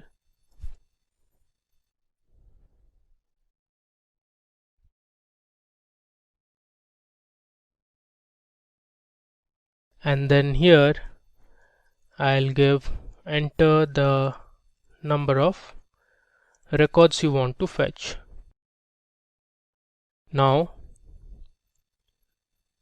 I have to store this information in a variable.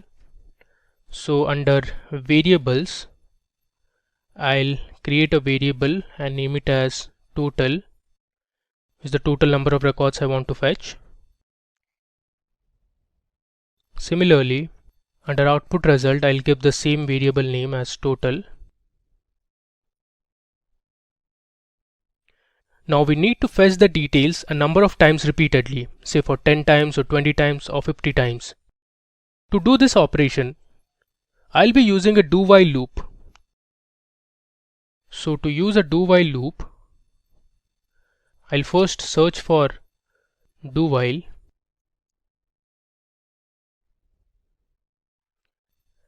and I'll drop it to the do section of the sequence. As you can see, do while has two components. One is the body, the other one is condition. The body has the things that you want the program to do.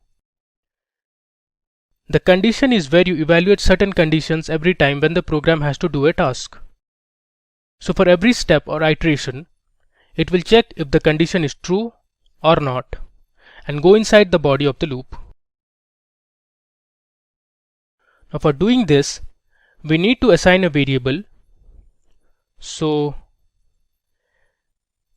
let's name the variable as val, and I'll change the variable type to integer, and I'll make the scope to sequence. I'll also assign a default value of 0. Now we'll compare this val to the variable total. So the condition I'll give is check if val is less than total.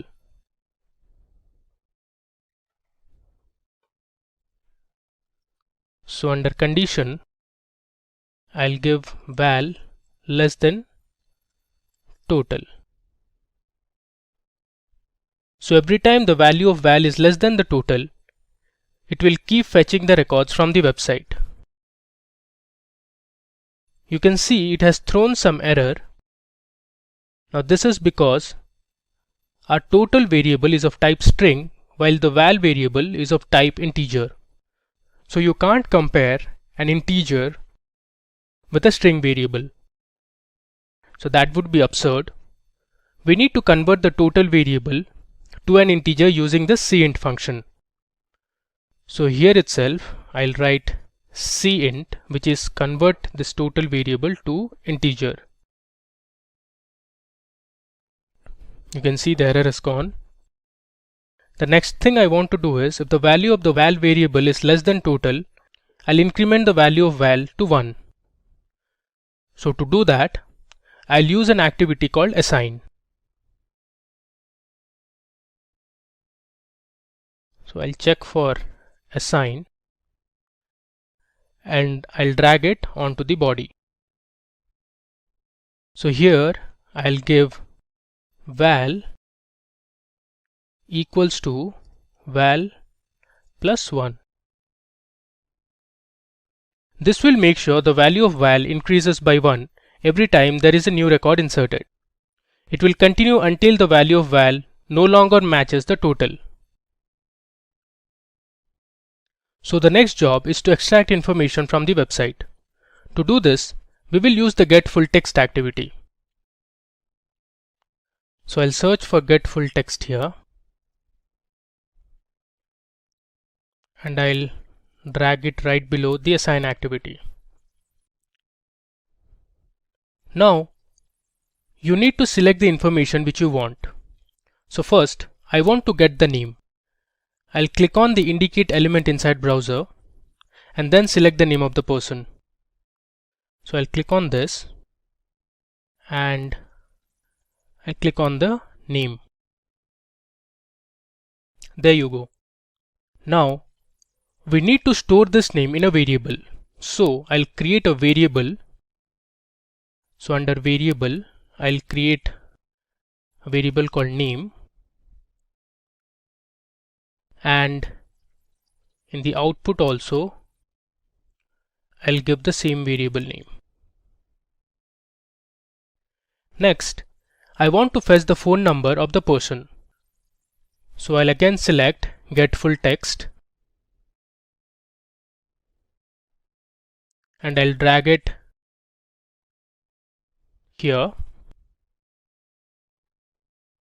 I'll click on indicate element inside browser. So I'll scroll down and I'll select the phone number of the person. So we have selected the phone number. Similarly, I'll store this phone number in a variable. I'll create a variable called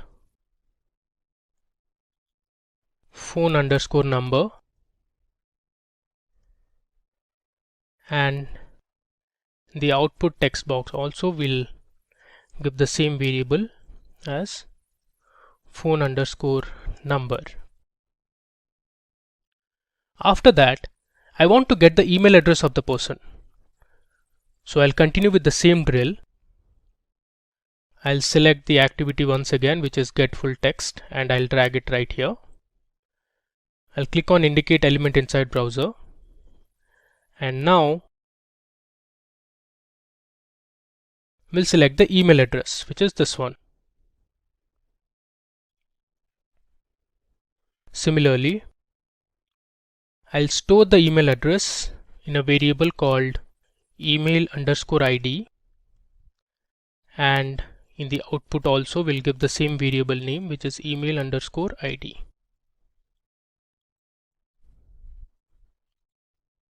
Now we need to store the names, phone numbers and email IDs into an Excel sheet. For that, we need to create a data table. So I'll search for data table under activities. Let me go ahead and do that. So I'll choose build data table and drag it right below the input dialog box. Now this table has to be assigned to a variable. So let me do that. Let me give a variable name as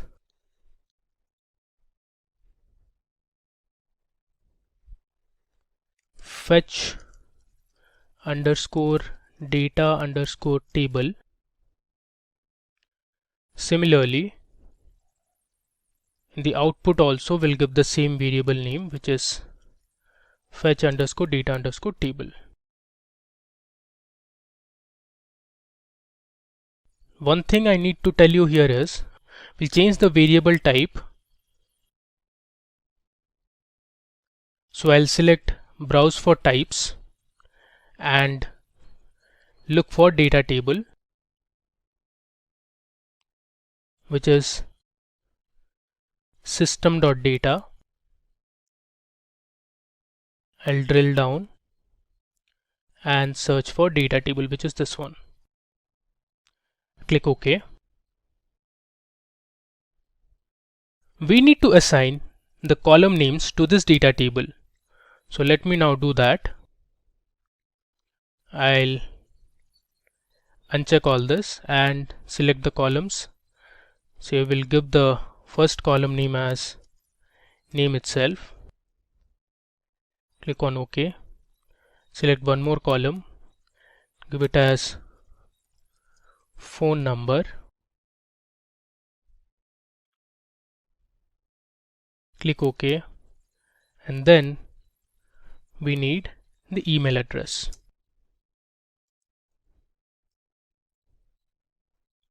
I'll hit OK.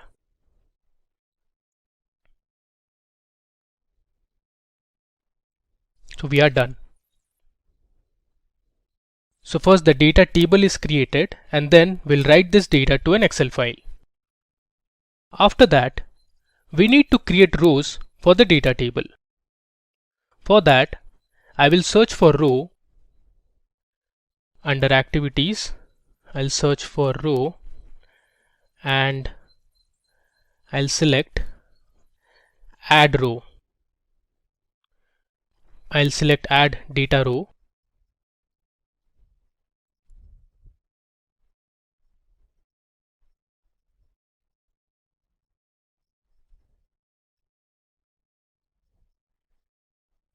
I'll place it right below where we have created all the variables.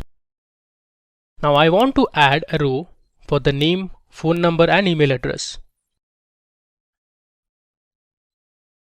So under input, I'll select array row. I'll expand this, and within curly braces, I'll give my variable names. So those would be name, give a comma, and then phone underscore number, comma, email underscore ID.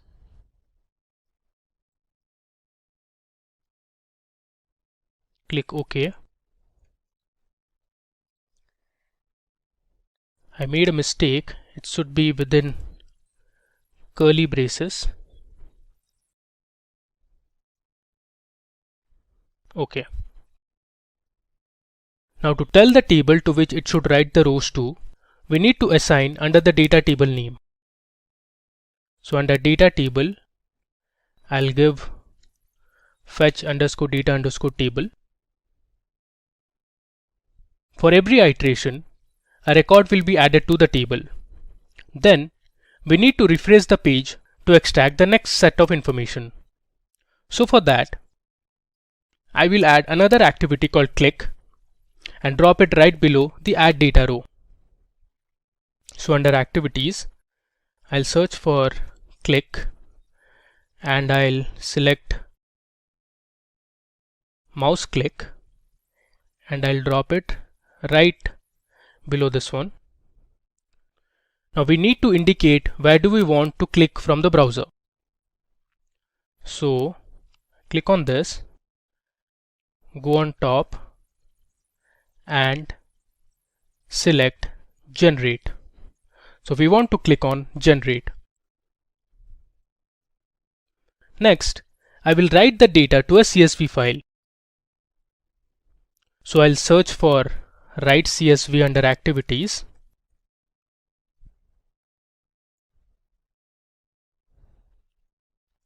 And I'll drop it towards the end of the sequence right here. Now you need to give the location where you want to place this file on your system and give the source from where it will take the information. So let's give the location where you want to place this file. I'll place it on my desktop itself.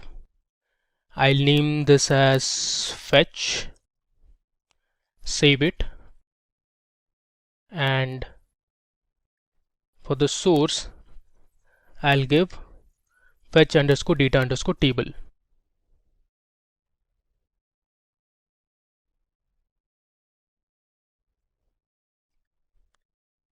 We are all set. Now let's run it. So under debug file, I'll select run file. I'll enter the number of records. So let me fetch 10 records. Click on OK. Now this might take some time.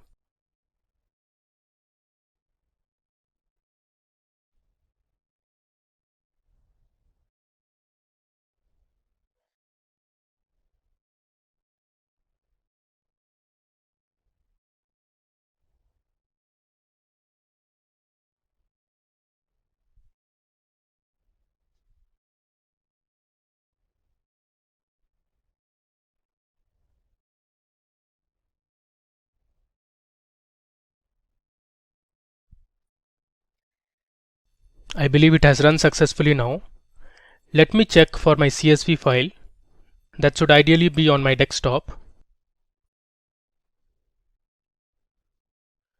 There you go. So we have the CSV file. Let me open it. You can see it has extracted 10 rows of data and 3 columns, namely name of the person, the phone number and the email address. So we are done with the first task of automatically generating data from a website. The next task is to send this file over email.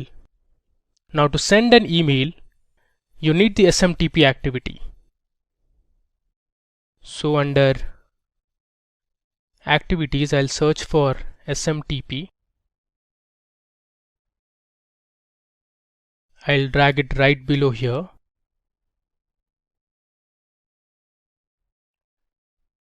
Now we need to configure this. I'll be actually sending this email from someone else's email ID to my email ID.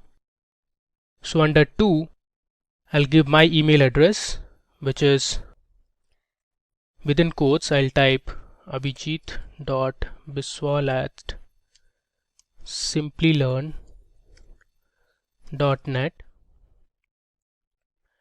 I'll give a subject as automatic data extraction. Under body, I'll give something like hi, please find attached.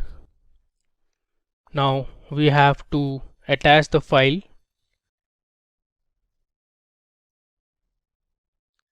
We have to give the location of the file here.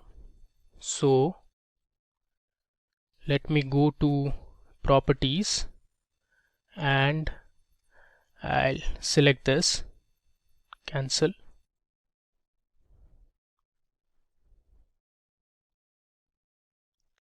Paste this here, followed by the file name, which is fetch.csv. I'll click on OK. After that,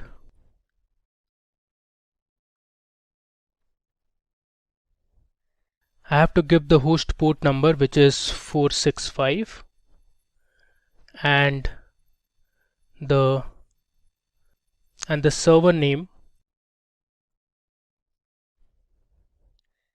which is smtp.gmail.com.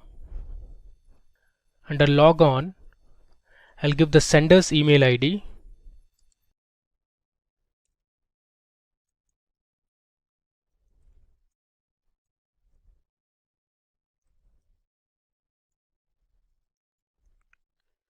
I have to give the password as well.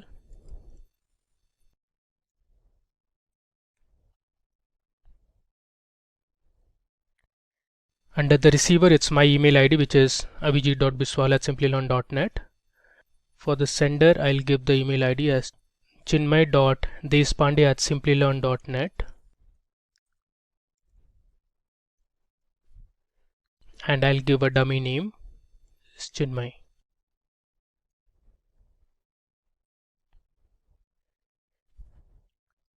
So we are almost done. Let me now go to debug file and run this.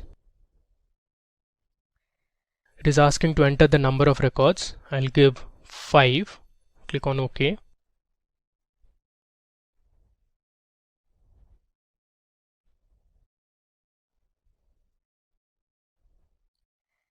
This will take some time, so let's just wait.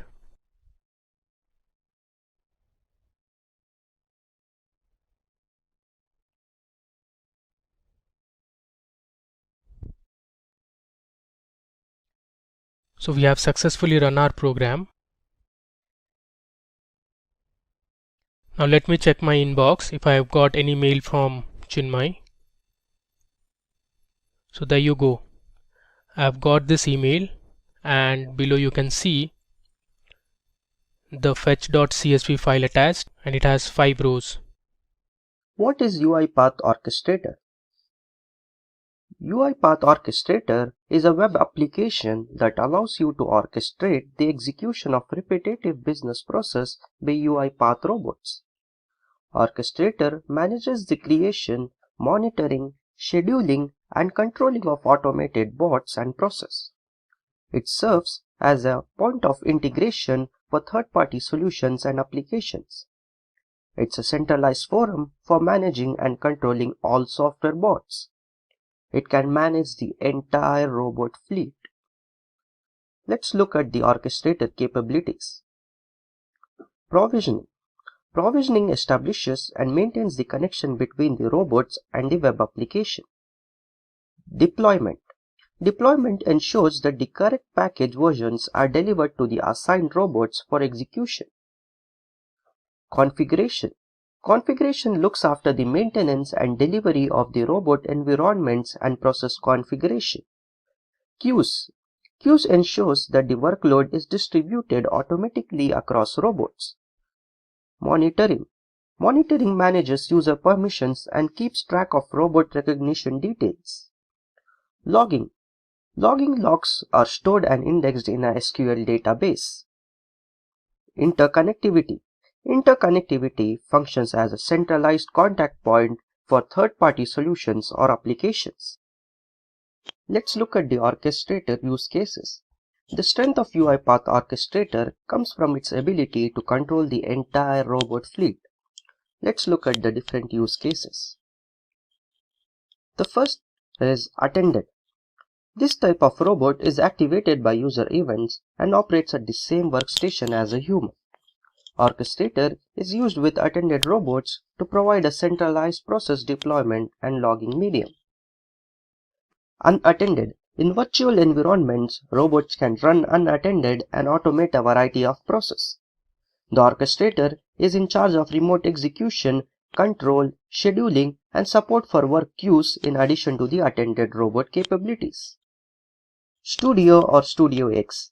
They have unattended robot capabilities, but it should only be used to connect your Studio or Studio X to the orchestrator for creation purposes. Non-production. Robots are similar to unattended robots, but they can only be used for research and development. Attended, unattended, non-production, Studio, and Studio X robots can all be operated from a single location. Let's look at the orchestrator user interface. Dashboard enables us to see charts and statistics illustrating usage information for all the orchestrator components like process, assets, queues, schedules, robots, jobs, and transactions. Let's look at the tenant context. To view and control the tenant level entities in your orchestrator, pick tenant from the sidebar menu. With only one instance of the orchestrator, multi-tenancy allows you to isolate data.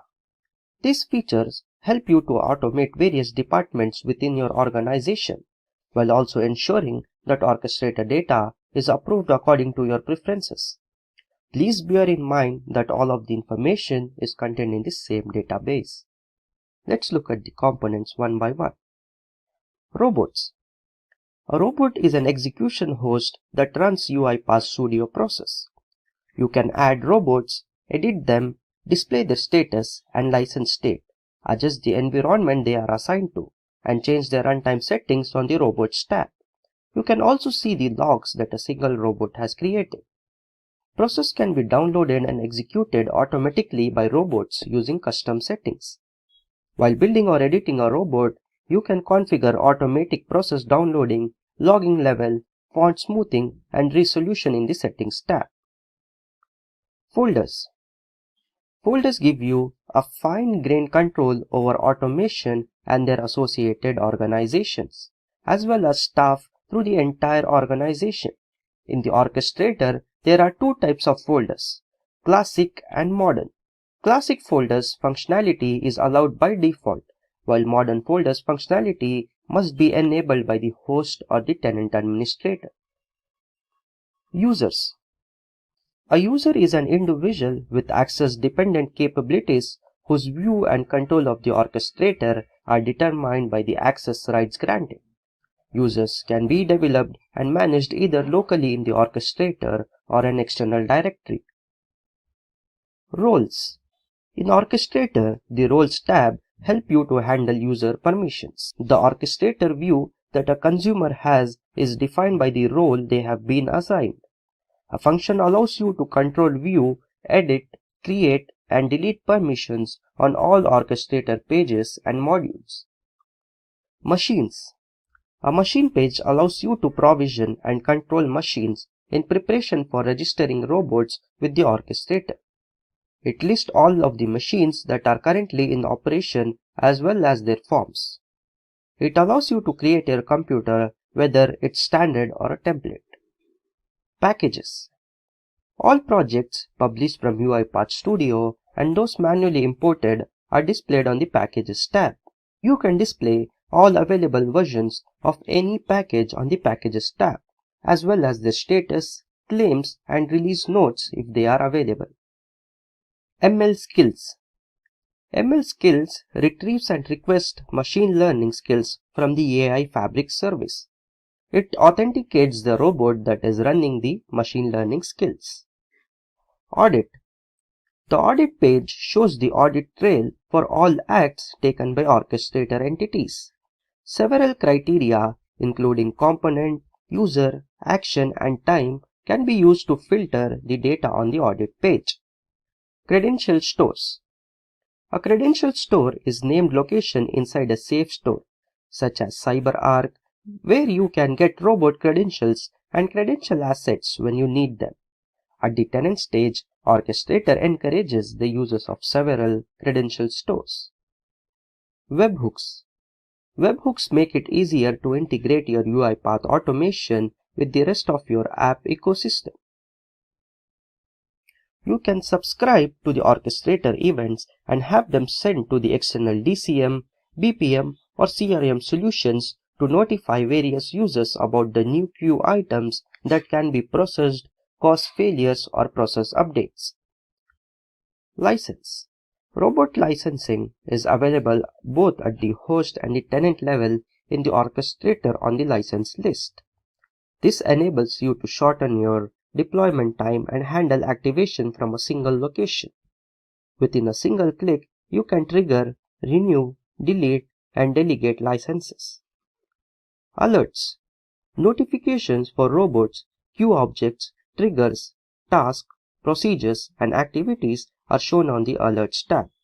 You will receive updates from all of your folders on this tab, and you will not be able to choose more granular options. Alerts are sent in real time and can be categorized as info, success, warn, error, or fatal. Settings. You can adjust various settings on the Setting tab, including the time zone, email warning information, account information, package feeds, and interactive authentication. Now let us look with respect to the folder context. From the sidebar menu, pick any available folder to view and control the entities within that folder. Automations contains the following tabs: Process, Jobs, Triggers, and Logs.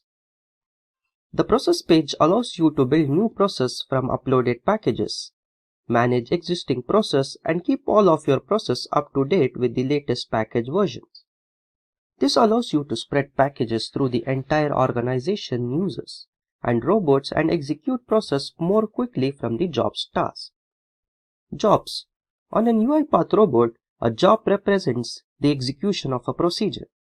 The execution of a job can be started in either attended or unattended mode. On attended robots, you can't run a job from the orchestrator, and they can't run under a locked computer. Triggers. Triggers allow you to run jobs in a predefined sequence, at predetermined intervals, and if new products are added to your queues. Logs. The logs page shows you all of the robot logs in all of the folders you have access to. To access the Logs tab, you must have view permission on the logs. Logs are kept in the local database if the orchestrator is inaccessible. Monitoring. Monitoring contains the following tabs: Machines, Process, Queues, and SLA. Machines displays information about all the existing runtimes on an aggregate basis and allows you to check the overall health of each runtime. Process. The process page allows you to build new process from the uploaded packages, managing existing process and keep all of your process up to date. Queues. A queue is a storage container that can accommodate an infinite number of objects. Multiple types of data, such as invoice information or customer information, may be stored in queue objects. Other systems such as SAP or Salesforce can be used to process this data. By default, the data stored in and output from the queue items is in free form. SLA displays SLA and risk SLA information for all queues in the current folder with SLA predictions allowed. This allows you to determine if the newly added queue items will be processed on time, and if so, what resources you will need to devote to ensure that their SLA is not violated. When the SLA is in danger of not being reached, you will be adequately informed so that you can make the required changes. Queues. Queues contains the following tabs: Queues and Review Request.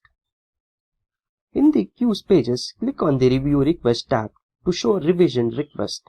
The page shows items in different queues that have been allocated for revision. Assets. Assets are usually shared variables or credentials that can be used through several automation projects. They allow you to store unique information that the robots can easily access. Storage buckets. RPA developers may use storage buckets to provide a per-folder storage solution when building automation projects. The storage buckets page shows you your current bucket configuration and allows you to build as many new storage buckets as you need. Testing. Testing contains the following tabs: test sets, test cases, test execution, test schedules, and test data queues. Test set. A test set is a collection of any number of individual test cases, each intended to serve a specific function. The test sets page lists of you currently available test sets and allows you to build new tests, updating existing ones and run them. Test cases. The test cases page shows all of your test cases from all of your projects and app versions in one place. These are the test cases that are used in and to make up your test sets. Test executions. Your previously executed test sets and their information are shown on the Test Execution tab since test sets are often subject to change. Test executions act as an immutable record of any given test set's execution at a given point in time. Test schedules allow you to run tests at predetermined intervals and in a scheduled manner. Test data queues. Using test data queues, you can store and manage your test data. The test data queue serves as a container for queue items that are ready to be consumed via various activities. The test data queue items are uploaded or deleted based on the first in, first out concept. Action catalogs. Task catalogs are task containers that allow you to categorize your task using a variety of criteria. The catalog where a task is stored is defined when the task is created using Studio's build type task operation. In Orchestrator, the catalog must be specified first. If you mention a catalog that has not been generated in the Orchestrator, the task is created in Orchestrator without a catalog. Settings. Setting contains two tabs, permissions and machine. Permission. A user is an individual with access-dependent capabilities, whose view and control of the orchestrator are determined by the roles assigned to them. Users may be installed locally in the orchestrator or an external directory. Machines. You can use the machines page to provision and manage system entities, which you can then use to bind UiPath robots to the orchestrator. It lists all of the machines that are currently in use, as well as their types. Machines are global tools, which means they can be accessed from any folder. Let's look at the demo. In this demo, we will see how to connect UiPath robot with the orchestrator, how to run workflow using the orchestrator. Let's go to the browser. In the browser, enter platform.uipath.com. This will take you to the uipath.com website. If you have already an account, sign in, enter the password, click on sign in. Meanwhile, open the UiPath Assistant. So this is the UiPath Assistant. So UiPath robot is a kind of representative which runs the workflow. So we create a workflow in the UiPath Studio, then we upload it on the cloud orchestrator, then we configure different robots to run this workflow. Now that we have logged in to the orchestrator, go to the admin. So you need to click here to add tenant. For the UiPath Community Free Edition, you can add only one tenant. So I have already created a tenant. So this option is disabled for me. So when you click on the add tenant for the first type, the tenant window will be displayed. Then fill the tenant name, password and confirm the password. And it will ask you for name, surname and email address, which is optional. So after filling the details, click on provision. The tenant and the tenant admin are created and displayed in the tenants page. So as you can see, the tenant is created. There is an option here, users and groups. You can go to the users and you can see the different users. So this is my user, this is me. Now you can go to the groups and see the different groups allocated and their licenses. So now that we have created a tenant, I have named the tenant as admin. Let's open it. Meanwhile, you can open UiPath Assistant.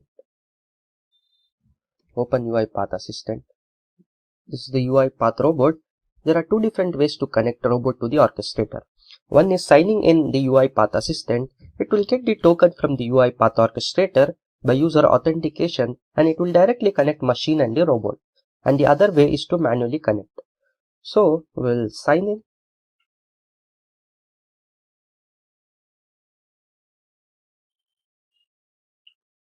Enter the password.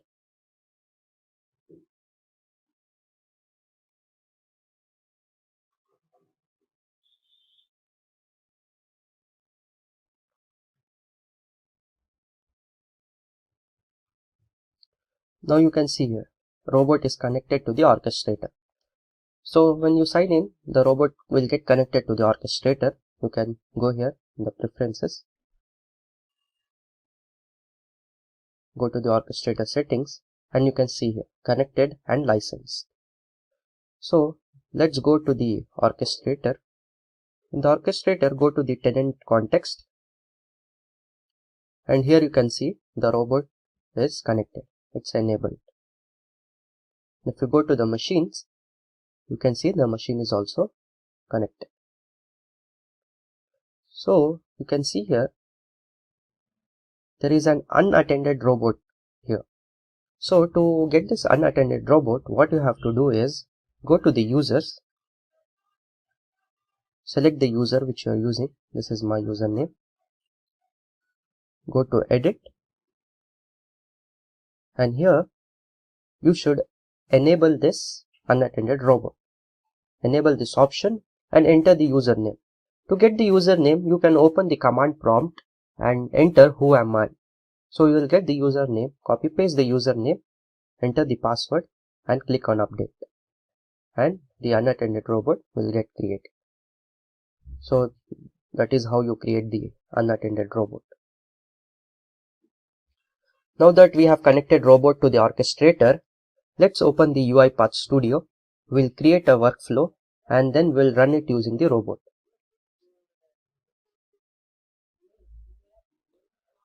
So now we have opened the UiPath Studio. Let's open a blank process. After opening the UiPath Studio, click on Open Main Workflow. First, we'll drag and drop a sequence. Then we need a input dialog box. We'll drag and drop an input dialog box. Enter a title. Let's say we'll enter it as UiPath Orchestrator. Enter the input label. We'll enter it as enter your name. Let the input type be as text box. Let's create a variable. Say we'll name it as name. And let the variable type be string and the scope is in the sequence scope. Now we have created the variable. So the value entered should be the variable name. Now we'll drag and drop a message box. A message should be displayed. So you enter a caption for the message, say be it welcome, and enter the text. Let's say hi, and we need to concatenate it with the variable name.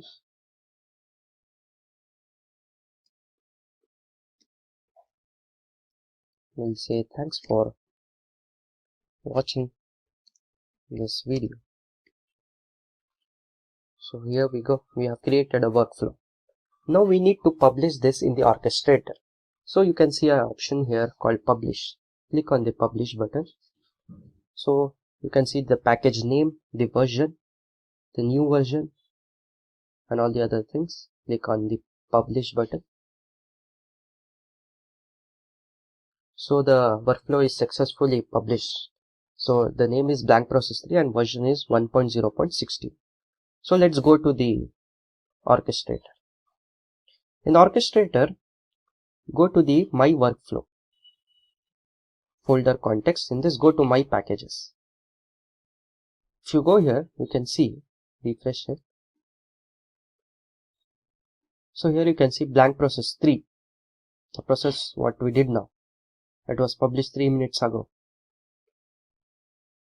Let's go to the process, and the version what we published was 1.0.16. So the name was blank process 3. Let's start the job. You can change the job priority. We'll keep it as normal. The other things is default, the process name and the job type. Let execute this process one time. Click on start. As you can see, command sent for blank process 3. So here you can see it is getting run. Here you can see it is asking for UiPath orchestrator. What we entered the title and enter your name. Let's enter some name, say Sam. We'll click OK. So hi Sam, thanks for watching this video.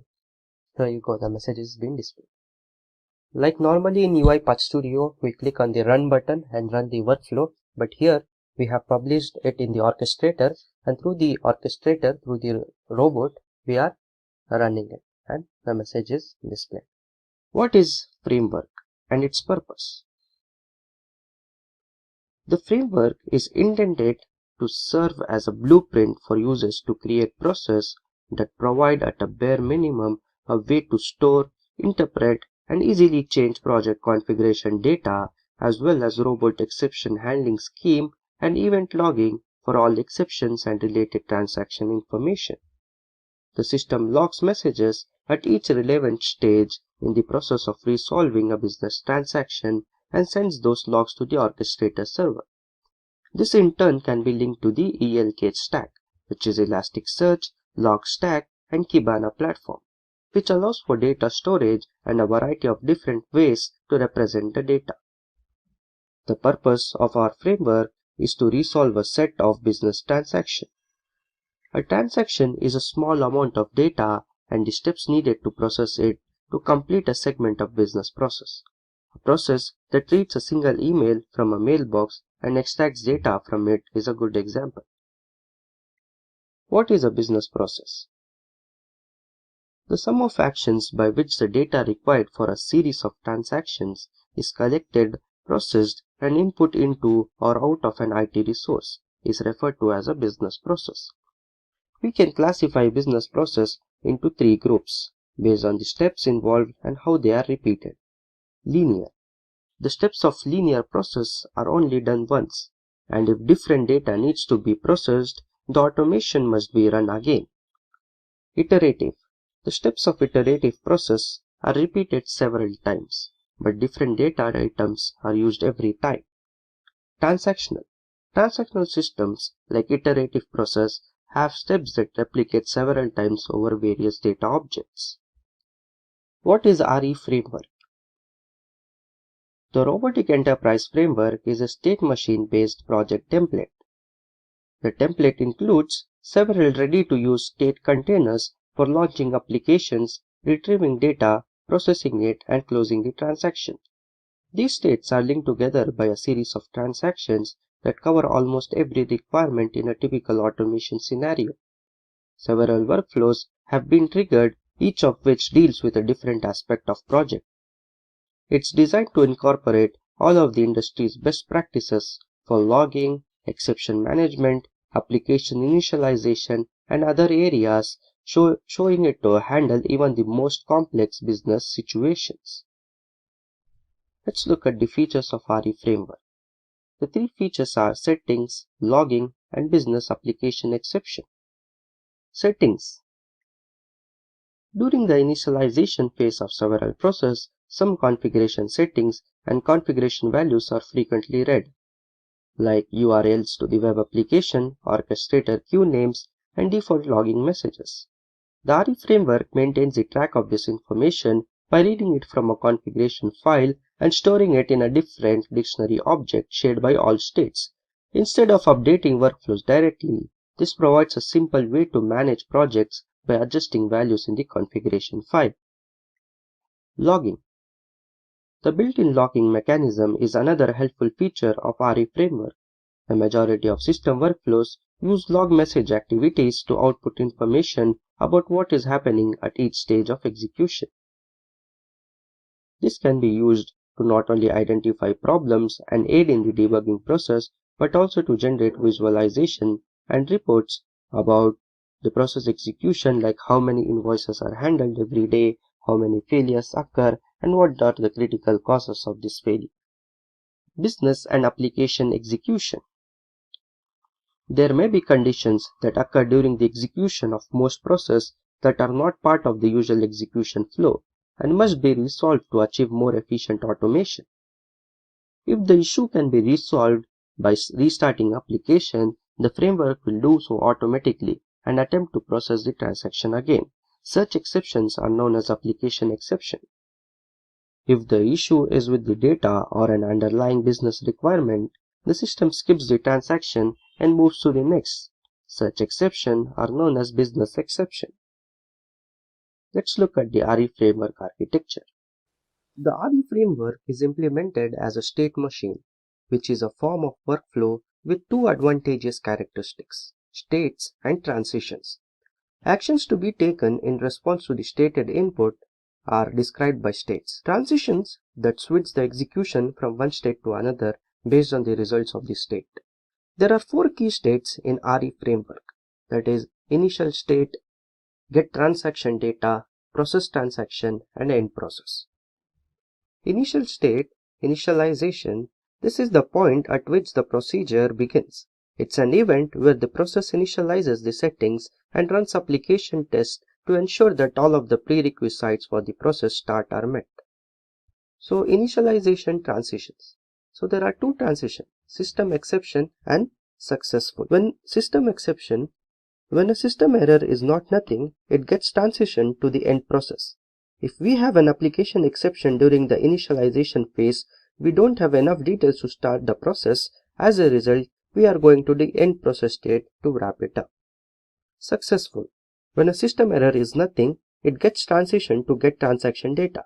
If during the initialization we have no error, then we go to the get transaction data. The next state is the get transaction state. This state retrieves the next transaction object. This can be a queue item or a collection item.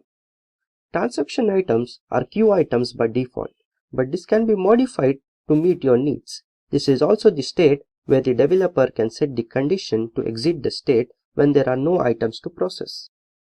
Get transaction data transitions. There are two transitions, no data and new transaction. No data, if the transaction item is nothing, then we are at the end of our data collection, so we go to the end process. New transaction data. If the transaction item contains data, then we process it. Next state is the process transaction state. The process transaction state, for the transaction item obtained in the previous step, it performs actions and applies logic in various applications. If a transaction item has been processed, the process moves on to the next transaction item that is available. So there are three process transaction transitions: success, business exception, and system exception. In success, if the condition is business rule exception is nothing and system error is nothing, then the transition to get transaction data. If there is a business rule exception, it is logged and we move on to the next transition. Business exception. If the business rule exception is not nothing, then it gets transitioned to get transaction data. If we have a business rule exception, we log it and move to the next transaction by going to the get transaction data state. System exception. If we have an application exception, we close all programs, kill them if they fail to complete, take a screenshot at the moment the exception happened, and go to init, where we reinitialize our working environment and begin a new form of transaction that has failed. And finally, we have the end process state. The procedure is completed and the application opened during the automation are closed in the end process state. Since this is the last state, the final state, there are no transition available in the end process state. We'll explore each one of the states in detail in the demo. Let's see the demo now. In this demo, we will see how to dispatch data from the Excel file, Then we will create queue items and process these items, and then we will understand the working of each state in the robotic enterprise framework in detail. So let's get started. First we will go to the orchestrator and create a queue. Enter cloud platform.ui.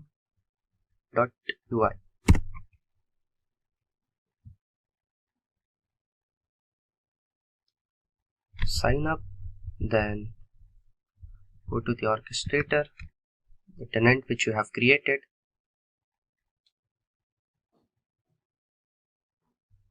Select the folder context, go to the folder context, and you can see queues here. Go to the queues and you can see an option to add here. Click on add and enter a queue name. I'll enter it as REF. Enter any description if you want. Give unique reference yes and add. And you can see a queue is been added. So you can add an asset as well. To add an asset, you can go to add, click here add, and enter the asset name.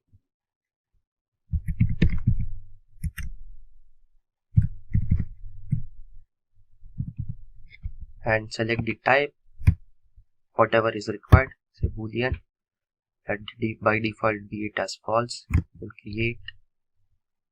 So this is how you create an asset. So let's go to the UiPath Studio. So what we are basically doing is we are building two processes. One to feed a queue in the orchestrator, that is a dispatcher process, and one to process transaction from the queue, that is using the robotic enterprise framework. So in dispatcher process, what we do is we get entries from an Excel file and add them as a queue items in the orchestrator. We have already created a queue. We started project as a sequence and added a try catch. We started with the sequence, added a try catch activity in the try block.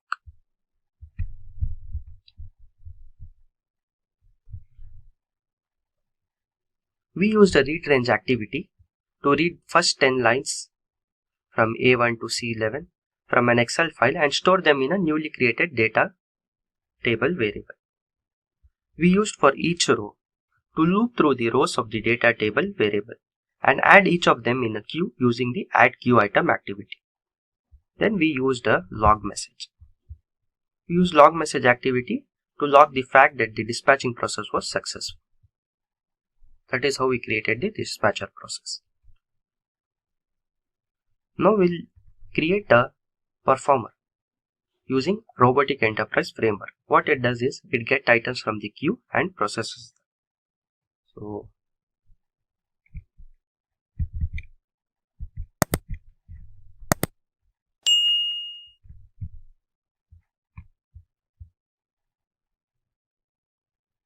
in the dispatcher process, let's go to the initialization state first.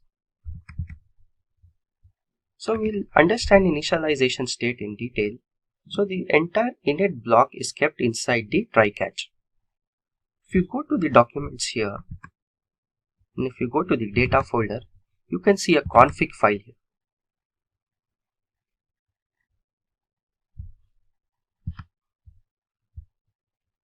So config file, this is the file we use in the init state. It has three sheets: settings, constants, and assets. You can give any values whatever you want. For maximum retry number, the value should be 0. When you're working with the orchestrator queues, the value should be 0. So this config file is stored in the data folder. And it has three sheets: settings, constants, and assets. This is the queue name, process ABC queue. So let's get back to the framework.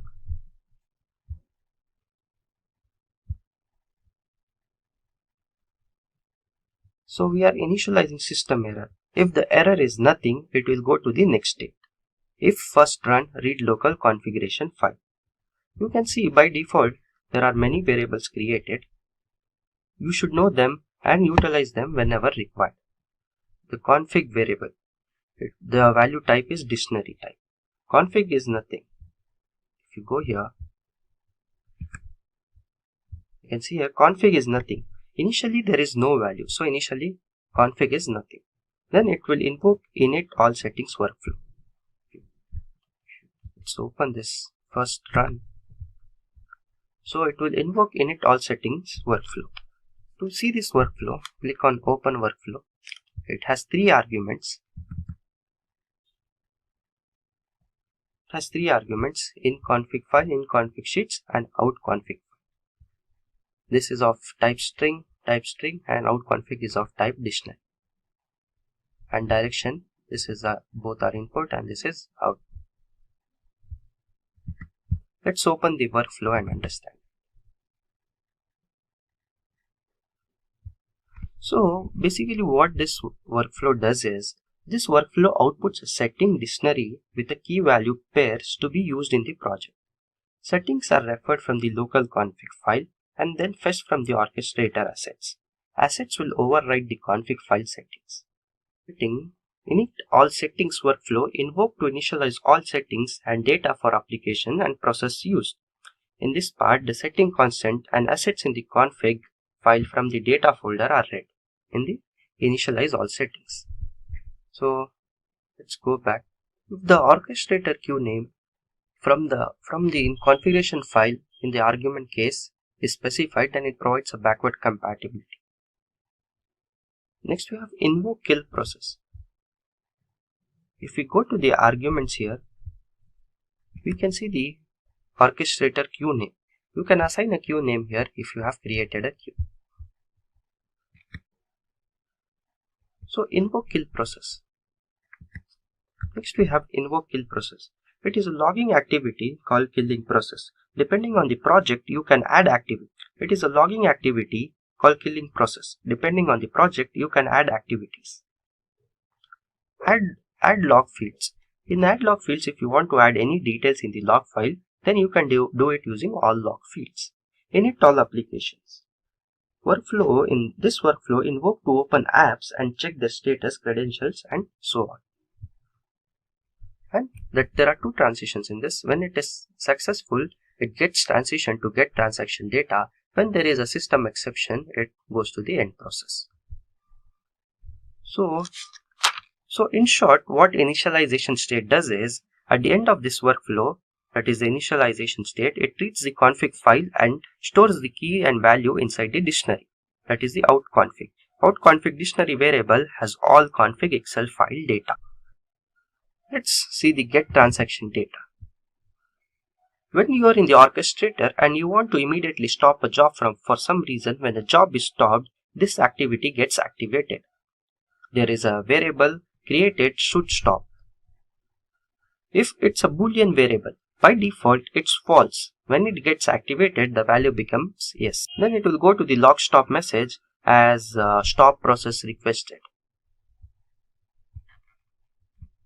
And it will end the process when the transaction item is nothing. Else it will go to the try get transaction data. Here it has 7 arguments. And let's see the workflow. Invoke get transaction data workflow. Click on open workflow. It gets the data from the spreadsheets, databases, email, web API, or UiPath server queues. If no new data items, then set out the transaction item to nothing. If a new transaction item is retrieved, then it gets the additional information about it. It gives the condition where out transaction item is not nothing, then it will add the transaction information to the log fields. It is about the get transaction data workflow. In process transaction state, the process is a sequence with a try catch activity set to catch both system exceptions and business exceptions. Inside the try block, the process transaction workflow invoke that has simple process like to attach the UI demo application and 3 type into activities to fill in and click accept button.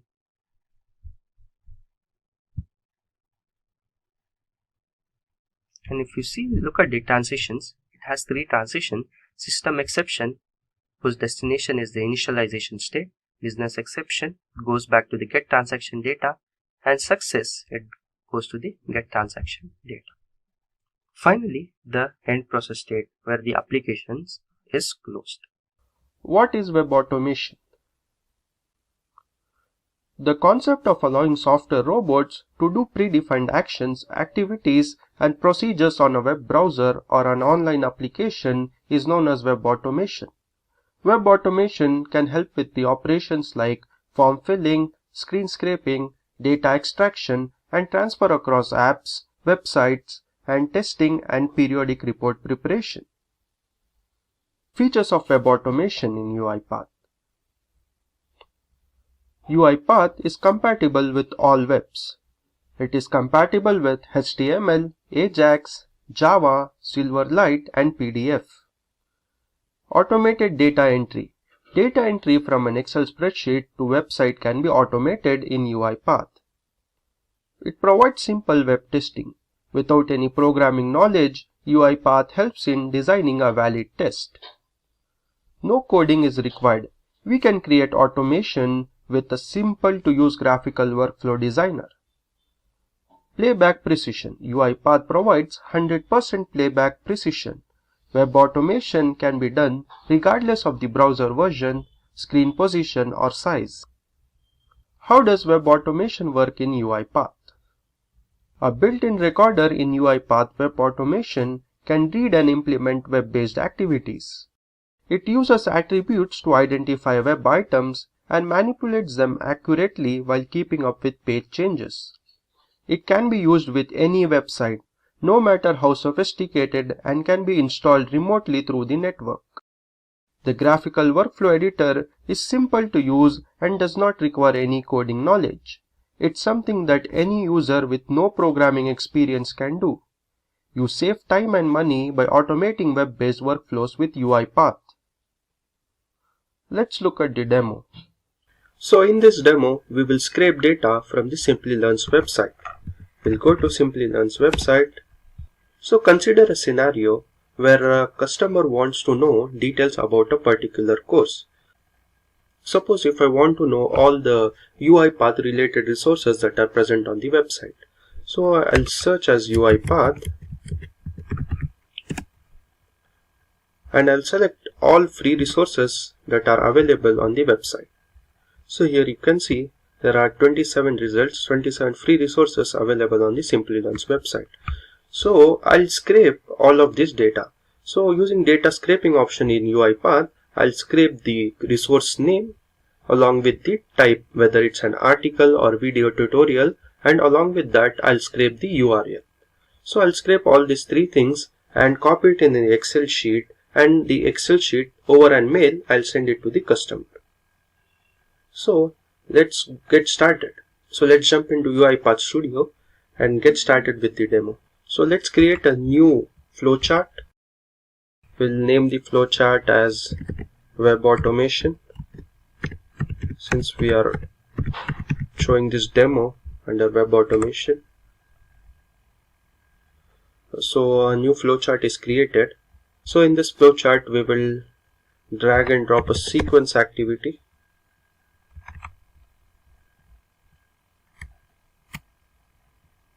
Right click,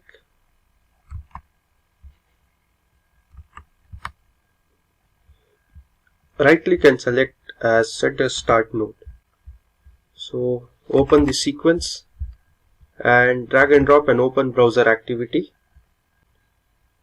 In the open browser activity, select the browser type. Select whichever browser you want. I'll select Chrome. And one more thing you need to do is go to Home, go to Tools, and install the UiPath extensions. Click on Chrome, and if you want to continue installing UiPath extension for Chrome, please close all your Chrome process. Then click on OK.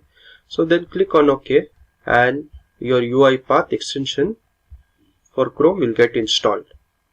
So since I have already installed, I'll click on Cancel.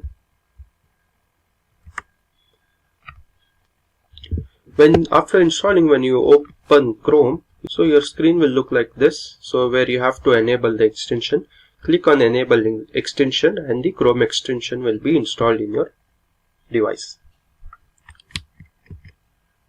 Okay, so let's come back to UiPath Studio.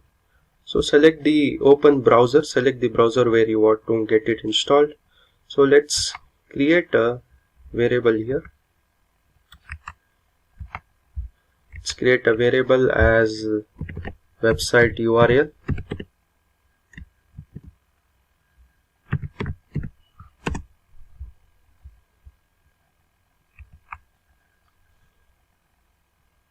Let's go to variable and enter the URL.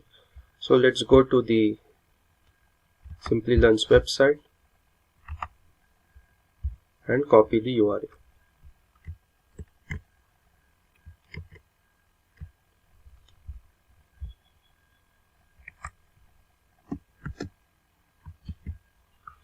Once the URL is copied, so this open browser activity is a container that enables you to open a browser at a specified URL and execute multiple activities within it. So we have selected the open browser. So inside the open browser activity, we will drag and drop maximize window activity. Maximize window, it maximizes the indicated window.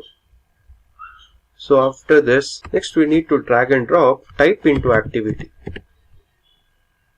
So we'll drag and drop type into activity, bring it outside the open browser, indicate on the screen. The first thing is we need to select the search bar. So we'll select the search bar, and what we are entering here is UiPath, since we are searching for UiPath course. So enter UiPath, and after entering UiPath, we need to click on enter. So we need to enter to search the UiPath related resources. So click on this plus button and select the enter option. Select enter. So separate this, concatenate it.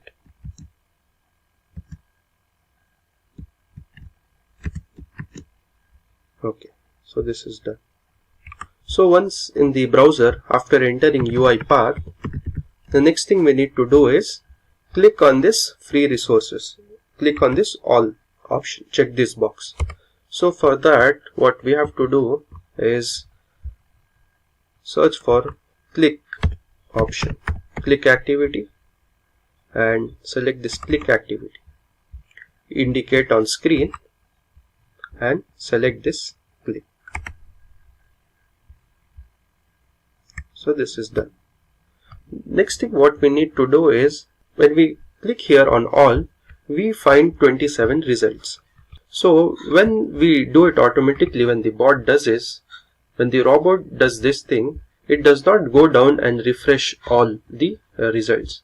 What it does is, when it opens this page, without loading the below results, how much our results are available, some 10 results, it will copy only those 10 results.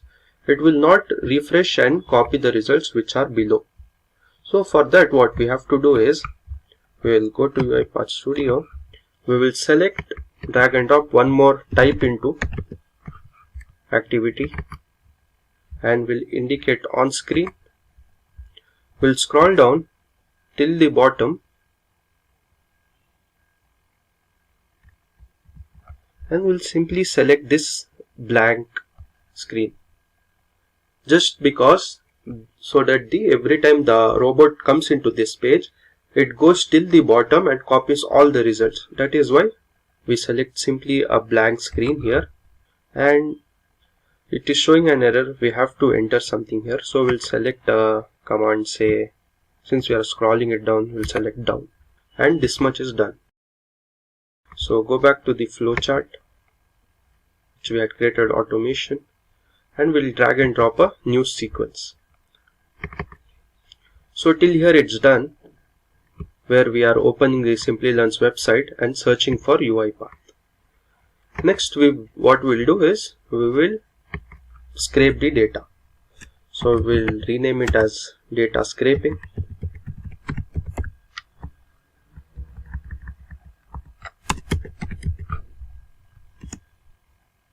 We'll open this sequence. So data scraping is something where we extract structured data from a browser application or a document to a data table.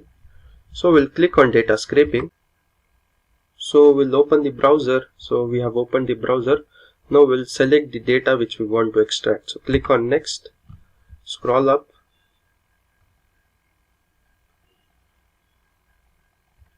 So first we'll select the resource name. So we'll select top UiPath interview questions. To create a pattern, we need to indicate a similar field, preferably the last in the collection or the second one. So what we'll do is we'll select the second one, and we can create a column and we'll name the column as resources. If you want, you can take the URL. We'll take the URL. Before that, we'll take the type. So these are the resources, the 27 resources. If the maximum number of results it will go to is 100 if we enter 100 here. If you want more than 100, you can remove this 100 and keep it as 0. So it will select all, 0 for all. So after this we'll extract correlated data. This time we will extract the type, whether it's an article or it's the video tutorial. Click on article and indicate the similar field. For the next one we'll select video tutorial. So this column will name it as type, and we'll extract the URL of each resource, and we will name the column as say links. Okay, next, and we are done. So enter on finish. Is data spanning multiple pages? In our case, there is no multiple pages, there is only one page. In case if there are multiple pages, you can click on S here, press S to indicate it, scroll down and select the next pages. But since in this page there is only one page, so we'll click on no. Okay, this much is done. We have scraped data. So after the data scraping is done, we want to copy this scraped data into an Excel sheet. So to copy it in the Excel sheet, we need Excel application scope. So we'll search for Excel application scope activity. So Excel application scope activity opens an Excel workbook providing a scope for Excel activities. When this activity ends, the workbook and the Excel applications are closed. If the specified file does not exist, a new Excel file is created. So for this Excel application scope, so we'll go to desktop, go to new and create a new Microsoft Excel worksheet. We'll name it as UiPath details. So we have created a file. We'll go back to the UiPath Studio. Now we'll select the file which we had created. We'll go to desktop and select the file UiPath details, and we'll click on open. Next we will drag and drop right range activity. We'll search for right range activity, bring it inside the do,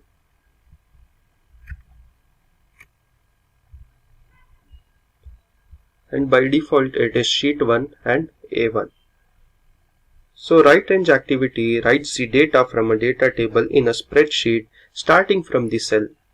If the starting cell isn't specified, the writing begins at A1 cell.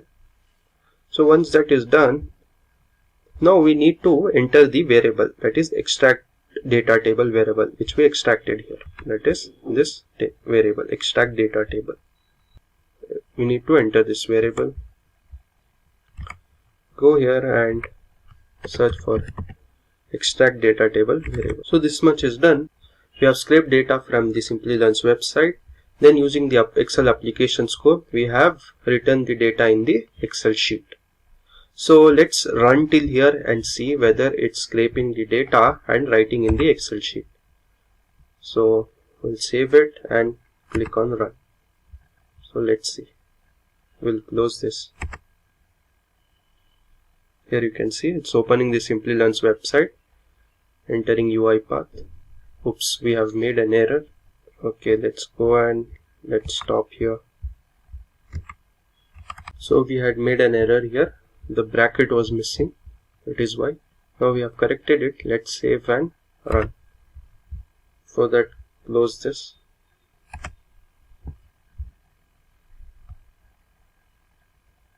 It's opening the Simplilearn's website. It will enter UiPath, select all the free resources, then it will copy this in the Excel sheet. You can see it's copying. So let's open the Excel worksheet which we created and let's check if it has copied. So you can see in the Excel file which we had created, the data has been scraped and copied here. In the first column, it is the course name or the resource name which we had copied. In the second column, it is the type, whether it is an article or video tutorial. In the third column, it is the URL. There are no headers here, right? We can give the headers. So we'll go to the UiPath Studio, and if you click on Excel application scope or right range, here you can see add headers. So click here and the headers will be added in the Excel sheet. So this much is done. Now next step is we need to send this Excel file over an mail. So to send this Excel file over an mail, let's go to activities. Let's drag and drop a new sequence.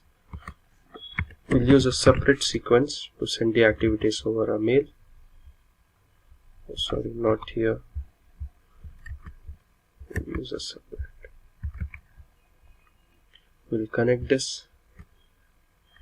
We'll name this activity as mail since we are sending it over a mail. Open this sequence. The first activity we need here is get password activity. So search for get password. Drag and drop it. Get password activity encrypts a password by associating it with the current user.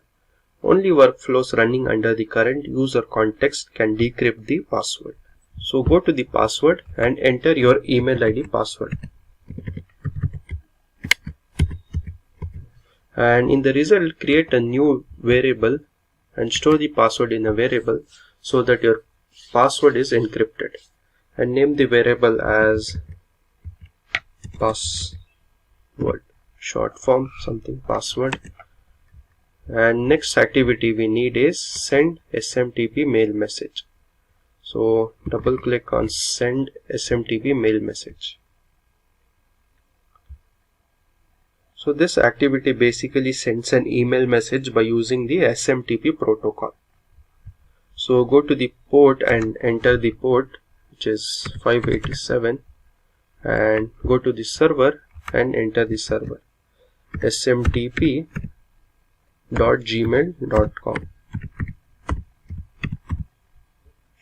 and enter the email ID to which you want to send the mail.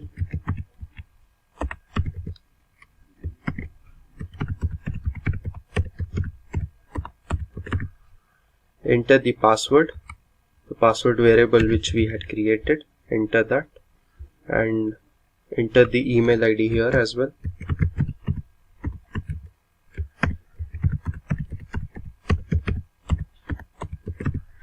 So enter the subject of the mail, what you want the subject to be. So I'll name it as course details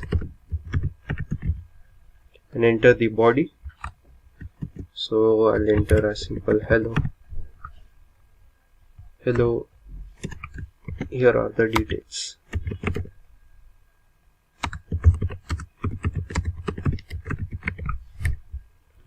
Okay. So there is a prerequisite for this. You have to receive or to send an email, you have to go to your Google account, that is the email account, security option, and there you have to turn on secured access. Go to the option called secured access and turn it on. Okay, next we need to attach the file which we want to send it over an mail. Attach the file in which we had scraped the data from the Simplilearn's website. So let's go to web automation, the previous sequence, and copy the file path from the Excel application scope. So we'll copy this file path and go back. In the attach file, we will paste this path. Remove one double quote. Okay, click on OK. Next, we'll drag and drop a message box just for like our reference to show a message so that the process is completed. So we'll enter a simple message in the message box like the course details have been mailed successfully. So let me correct the spelling. Details. Okay. So now there are no errors. So now the project is complete.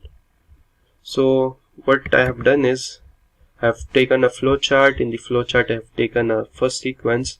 In this sequence I am opening the browser, the Simply Learn's browser. I am maximizing it.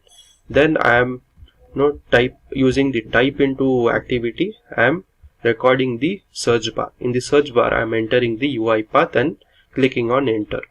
So after clicking on enter, I'll select the all option where I'll select all the resources in the first sequence.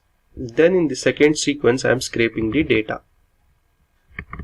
In scraping data option, I'll scrape the data, I'll scrape the course name, the type and the URL. Then in the Excel application scope, I'll copy all the scraped data in an Excel file. So I'll use an Excel application scope. I have created a file. So in that file, I'll write the scraped data in the second sequence. Then finally in the third sequence I am using the get password activity and send SMTP mail message, and I am sending it over an email. I am sending the Excel file as an attachment with an email to the customer. This message box simply indicates that the mail has been successfully sent. Okay, now let me save and click on run. So I'll close the previous browser. Let me save and click on run. Web automation execution is started. It is going to the browser. Went to Simply Learn website. Search for UiPath. Click on all resources. And it's copying the resources in an Excel sheet. After copying the resource in an Excel sheet, it is sending over an email. So it has sent over an email and the message has been displayed that the course details have been successfully mailed. Let me go to my email inbox and check whether I have received it. So let me click on course details have been mailed successfully. Let me refresh. And here you can see I have received the mail. Let me open this file. So here you can see I have received the file, which consists of resources, the type and the link. What is Excel automation? Excel automation is a task automation involving Excel files. Studio X enables the creation of automation project involving various types of data from an Excel file using various specialized activities. To create an Excel automation, we must use Excel file resource when creating a new project that includes Excel. An Excel file must be specified within it so that all of the subsequent actions can access the data contained within that file. Why use an Excel automation? UiPath allows you to automate Excel in various ways such as Excel application scope activities and workbook activities. Excel automation simplifies your application by performing tasks such as formatting cells, updating values, and running macros automatically.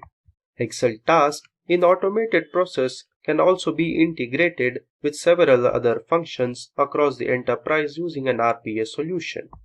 The benefit of Excel automation in general is that it can save people many hours spent manually completing tasks. Advantages of Excel automation. Productivity. Excel automation provides higher production rates and increased productivity.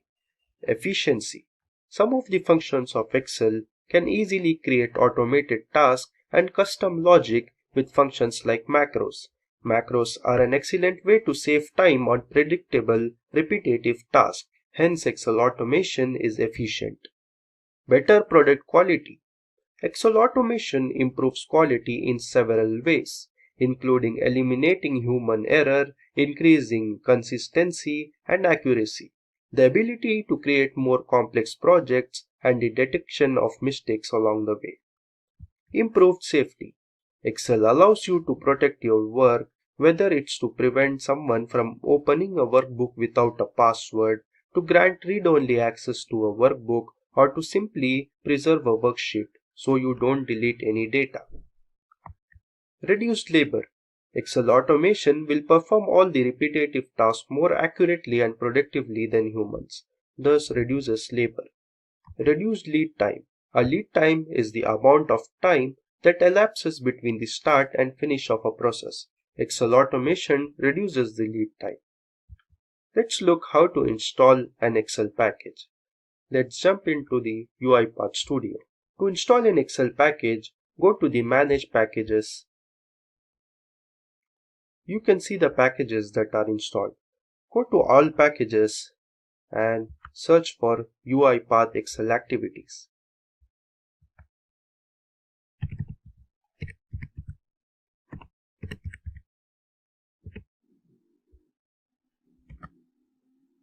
By default, an updated version will be installed. If the Excel package is not installed, you can install it from here. So in my device, this activity is already installed. This is the place from where you can install any activities or any packages. Let's see some of the commonly used Excel activities. These are some of the commonly used Excel activities: read range, select range, save workbook, autofill range, copy paste range, insert and delete columns. So inserting a column at the specified location in a sheet or a table or a range. And to delete a column, you can delete it from a specified range or the table. There are filters, filter table. So what filters does is, you can use the filter action to create a filter in a range table or a sheet based on the values in a single column. We also have VLOOKUP. VLOOKUP, which stands for vertical lookup, is an Excel feature that when enabled, searches and retrieves data from a specified column. We will explore all of these activities in the demo section in detail. Let's look at the demo. In this demo, we have an Excel sheet that has a record of COVID cases in 5 states of India in 2021. So we will create an Excel automation to represent the number of cases in charts. It's easy to understand looking at the charts rather than looking at the huge numbers. Then we will upload the file on the drive. So let's jump into the UiPath Studio and get started. This is the Excel file which I have created. It has all the number of cases in these 5 states in the year 2021, in the month of Jan, Feb, March and April.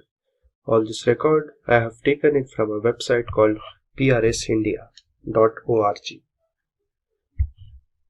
So I have 2 sheets, sheet 1 and sheet 2. So let's jump into the UiPath Studio. To start off with the demo, we need to have the 3 packages installed. One is the UiPath Excel Activities package. The other one is UiPath gsuite.activities. This package is used for drive, to upload on the drive. Then the other package is Balareva Excel Activities. This package is used for bar graph and pie chart. So after installing these 3 packages, we'll get started. So let's create a new sequence. Name it as sequence 2. So first we'll drag and drop an Excel application scope. So Excel application scope, what it does is it opens an Excel workbook and sets the scope for Excel activities. When this activity is completed, the specified workbook and the Excel application are closed. When the workbook application variable is specified in the output workbook activities field, the spreadsheet is not closed. After this, drag and drop a create table activity.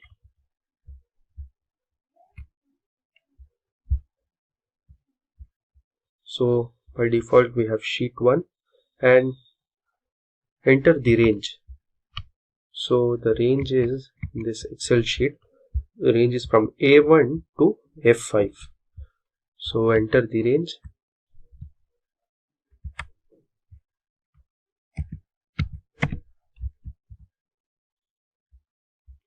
For this, we need to enter the file path. So we'll select the file. So we have selected the file. We have entered the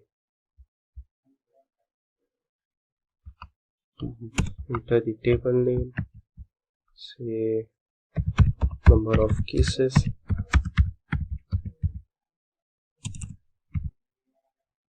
So once this much is done, next we'll drag and drop a bar chart. Drop it outside the Excel application scope and select the file path. So select the file.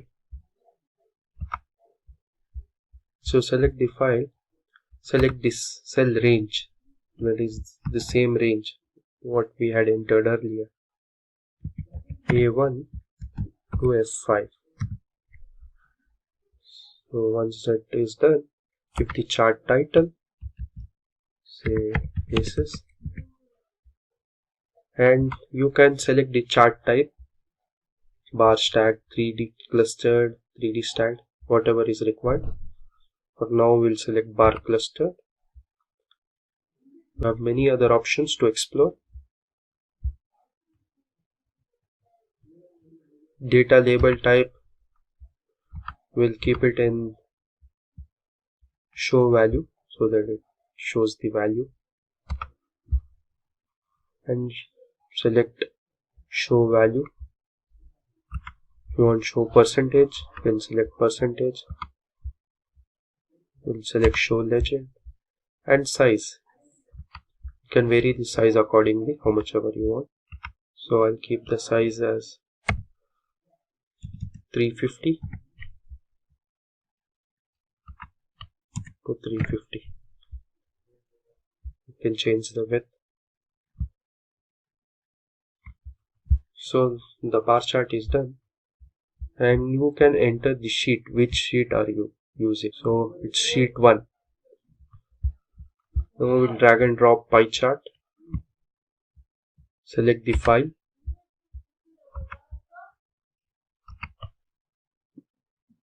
Similarly, enter the options here. Enter the cell range, the same range. A1 is to F5.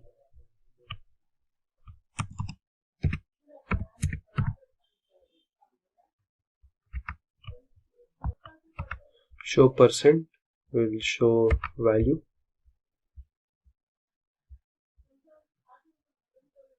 Show legend. Select show value.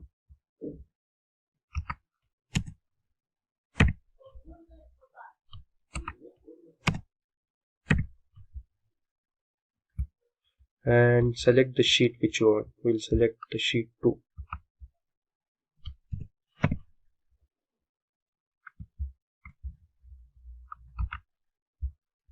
So done.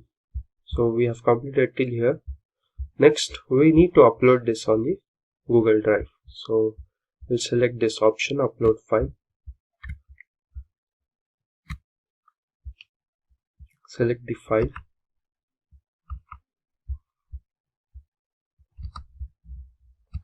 So we have selected the file. So select the destination folder. For that, go to your Google Drive account. So we'll go there.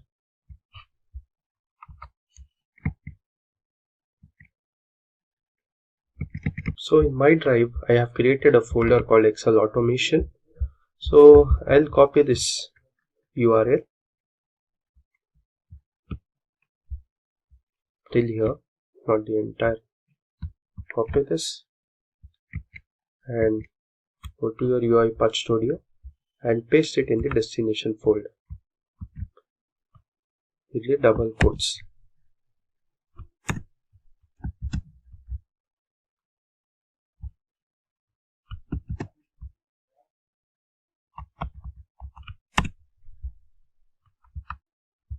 Then create a variable and create a variable as file. Oops, there is an error. We have forgotten to use a G Suite application. This can be only used inside a G Suite application. So drag and drop a G Suite application, and inside G Suite application we'll write this. So the error is gone. So we'll run the file now. We'll save it and we'll run. You can see the file is getting run. So the execution is ended. We will navigate to the drive. So here you can see the file is successfully uploaded. We'll open the file.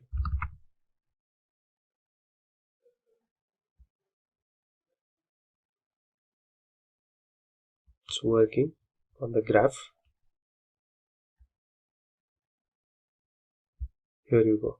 Here you can see the bar graph for the sheet 1 with the values, number of values, and each state wise. And for sheet 2, we created a pie chart.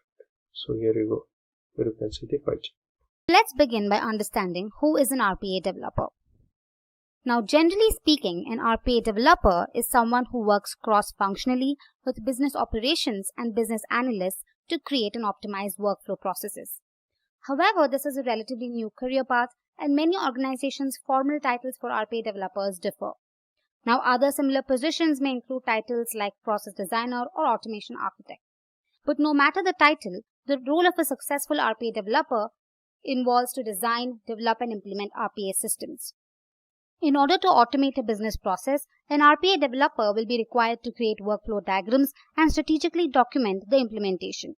He is also responsible for bug fixes, so coding skills are important. Now, in order to be a successful RPA developer, you must have the ability to navigate various appropriate technologies such as UiPath or Automation Anywhere. Next up is RPA growth projections. Now, looking at the curve, both RPA software and services increased by huge amounts between 2016 and 2020 and beyond. According to McKinsey research, knowledge and work automation could have an economic impact of about 5 to 7 trillion US dollars by the year 2025. It will touch more than 230 million knowledge workers, which constitute up to 9% of the global workforce.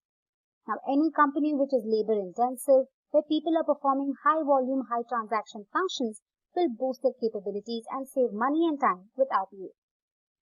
Now that we've established that RPA has a steep growth curve, let's look at the RPA job roles that you should look out for. We have the RPA developer, senior RPA developer, RPA process architect, RPA developer senior consultant, project manager, lead developer, business analyst, and RPA data analyst. Now, these job roles come with specific responsibilities depending on the designation. However, there are a few common responsibilities of an RPA developer. Let's go ahead and check them out. Now, the first one is strategic planning skills. Now, planning is a crucial phase in any development life cycle. The RPA developer, regardless of the designation, should possess the aptitude to ensure strategic planning. Planning includes the design, development, and implementation of RPA systems. This also helps streamline the business. Next up is strong analytical skills. Now, to understand the client's requirements and cater to the needs accordingly is crucial. Analytical skills are also important to predict or identify potential bugs and errors and rectify them. Now, this skill is especially required if you're involved in the overall development. Next, we have strong problem-solving skills. Now, this again is extremely crucial to predict any outages and equip the entire unit to overcome any unforeseen interruptions. From the business perspective as well, problem-solving skills play a significant role in ensuring smooth conduction of tasks. Experience in any programming language such as C, C++, Python, Ruby, Java or .NET is also important. Hands-on experience on RPA tools and cognitive platforms such as Blue Prism, Automation Anywhere, UiPath, OpenSpan, etc. is necessary. Communication skills are pivotal for any organization. The developer should be outspoken and articulate any new ideas. He should also be confident to raise concerns and be as transparent as possible. In the long run, this only proves to be helpful to the organization. Lastly, we have exposure to SQL. Now, experience with database, be it SQL or NoSQL, is highly preferred. It's always an added advantage if you have the knowledge about accessing and managing databases. Next up, we have RPA developer salaries. Now, the salaries will differ depending on your location, your experience, and also the designation. Now, in the US, here are the job salaries and the roles. According to Glassdoor, an RPA developer in the US earns around $76,000 per year. An RPA developer senior consultant earns around $99,000 per year. An RPA process architect earns an average salary of $95,000, and a senior RPA developer earns an average salary of $92,000. An RPA project manager earns around $73,000 per annum. An RPA lead developer earns an average salary of $99,000 per annum. An RPA business analyst earns around $68,000 per annum, and a data analyst earns around $62,000 per annum. Moving on to India, the average salary of an RPA developer is around 5,98,000 rupees. That of a senior consultant, a senior RPA developer, and an RPA lead developer is around 14 lakhs per annum. And the average salary of an RPA business analyst is around 5,40,000 rupees. Now let me quickly run you through a sample resume of an RPA developer. Now this is just a template and you can alter it according to your needs. First up is your general information like name, phone number and your email ID. Then you can give a quick description about yourself and your strengths. You can also mention the objective as to why you're applying and what you're looking for in the organization. You can include your LinkedIn profile link and your GitHub link. One look at your LinkedIn profile is enough for anybody to gather all the information necessary. So make sure that it's updated. Moving on, you could mention your experience. Now here you would have to mention the names of your previous organizations along with your designation and the tenure. You could also include your key responsibilities in these organizations. Along with the responsibilities, you could also mention the awards that you've received in your organizations. Next up is your educational background. You can mention the university that you graduated from, and it is required that you have a degree in computer science. You can also go ahead and mention your GPA. The next section is skills. Now this is pretty crucial. In the technical skills section, you could mention about the different RPA tools that you've worked on. If you're good at a particular programming language, go ahead and mention that as well. As mentioned earlier, any experience in database management is an added advantage. If you have any experience, go ahead and mention that. Moving on to non-technical skills, you could mention any extracurricular activities that you're proud of. Some soft skills that you feel worth mentioning can be added in this section. Mentioning the languages that you know can also boost your resume. Now, given all this, it's fundamental that you do not lie on your resume. Alright then, with that we conclude this session. I hope it gave you a clear understanding of the subject. UiPath assists business in successfully automating their business process. If you're planning to attend an interview for an RPA or UiPath developer role, here is a comprehensive list of most frequently asked UiPath interview questions with answers. What is UiPath? This question looks simple, but people most of the time end up giving wrong definition. UiPath is a robotic process automation tool for large-scale end-to-end automation. For an accelerated business change, it provides solutions for business to automate routine office activities. It uses a variety of methods to transform tedious tasks into automated process. What are the different components in UiPath? UiPath consists of three components mainly. UiPath Studio. UiPath Studio is a user-friendly interface that allows users to visually plan and design various automation processes through diagrams using the drag and drop functionality. These diagrams are merely a structural reflection of specific tasks that must be completed. UiPath robot. After you have built your process, the next move is to put into action in the UiPath Studio. UiPath robots are used to translate the strategies into tasks which are then executed.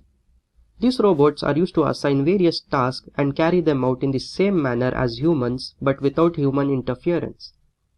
When given an operation occurs on the computer, they program UiPath robots to begin executing tasks automatically. UiPath Orchestrator. The Orchestrator is a web-based application in UiPath. It has features for deploying, monitoring, scheduling, and controlling automated bots and processes. It's a centralized forum for managing and maintaining all software bots. What are the different workflows in UiPath? Sequences. A sequence is a small type of project that is best suited for linear process. It enables developers to transition from one activity to another easily.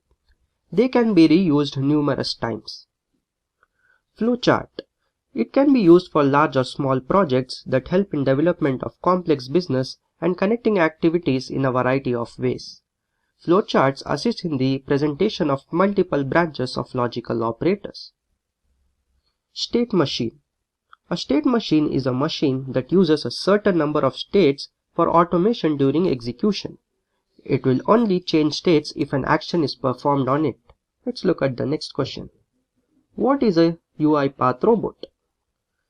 The robot is a UiPath's execution agent, allowing you to run process created in the studio.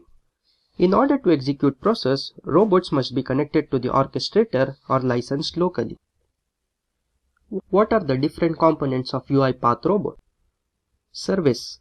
The robot service is the primary controller for all operations. It communicates with Studio, the robot agent, and the robot command line interface by an inter-process communication channel to receive and process information. Executor. The robot executor is the component that is directly responsible for process execution. The robot service creates a robot executor instance every time a job is started.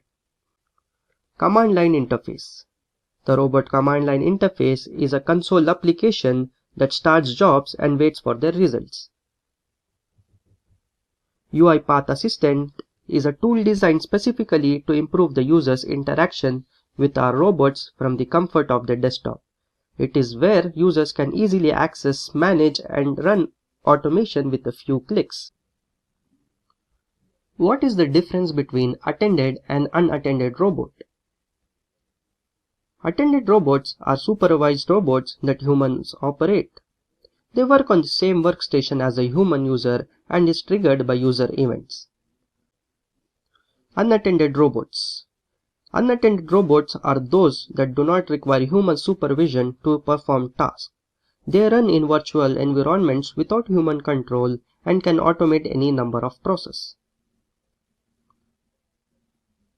What are the features of UiPath? Drag and drop workflow. The UiPath user will develop visual process steps by dragging and dropping related tasks onto the graphical workspace. Then with the user interface properties, they can transform these process steps into a visual workflow. Users may also use the recorder wizard in the UiPath tool to build web-based or application workflow.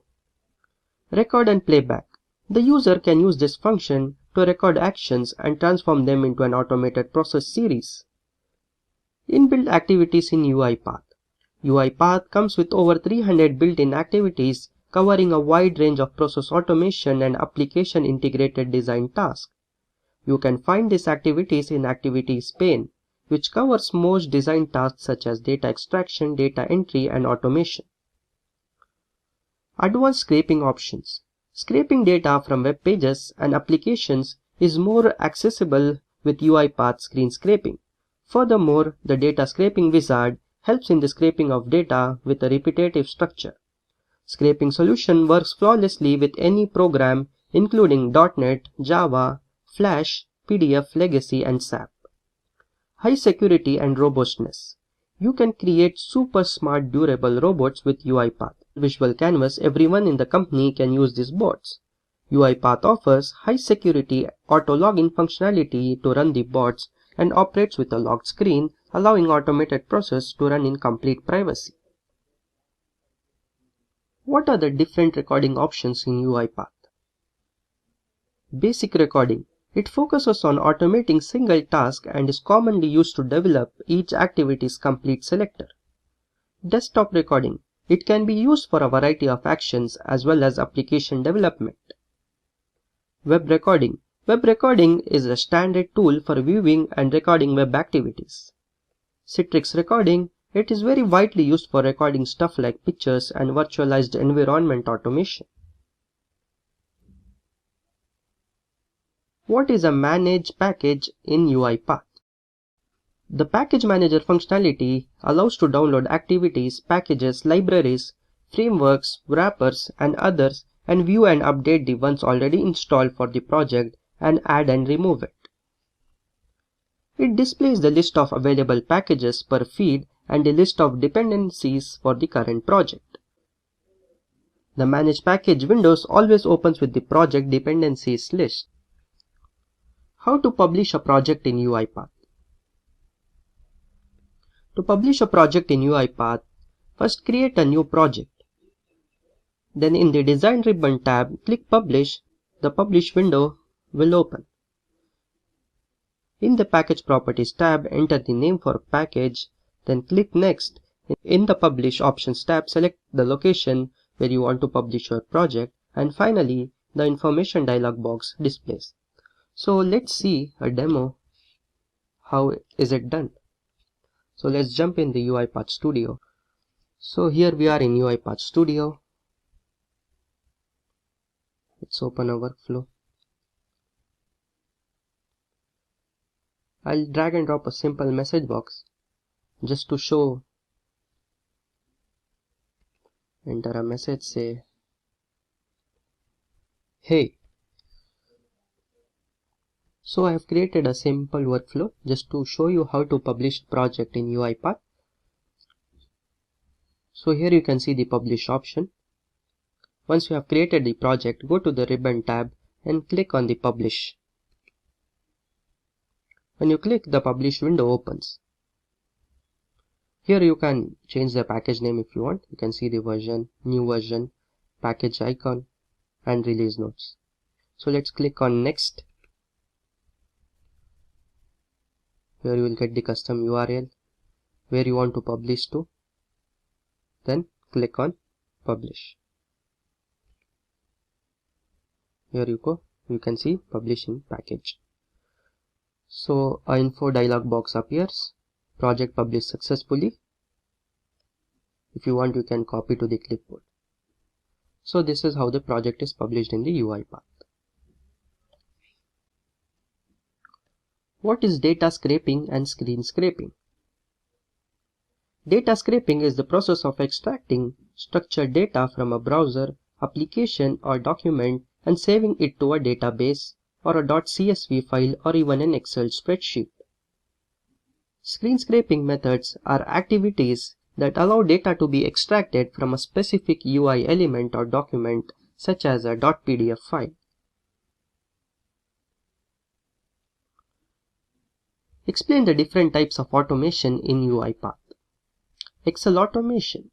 Excel automation is a useful tool for sorting, deleting, retrieving, and analyzing data. It is simple to migrate and integrate data into platforms. Studio X has a strong integration with Microsoft Excel and ships with several activities that automate Excel tasks. Mail automation enables task automation with emails from the Outlook desktop application, Gmail, and Outlook 365. Add the activities that use data from the account inside the resource activity after adding the account to the automation as a resource using a use Outlook 365. Use Gmail or use desktop Outlook app activity. Word automation. In the Word automation, add the Word document to be worked on by using a Word file activity, and then add the Word activities to automate within the use Word file. PowerPoint automation. PowerPoint automation allows the user to automate the most common task in PowerPoint presentation. Add the presentation to work with the Use PowerPoint Presentation activity, and then inside the Use PowerPoint Presentation, Add the presentation activities to automate. File automation. It refers to the automation of tasks performed on your computer with files and folders, such as creating, copying, or renaming files and folders.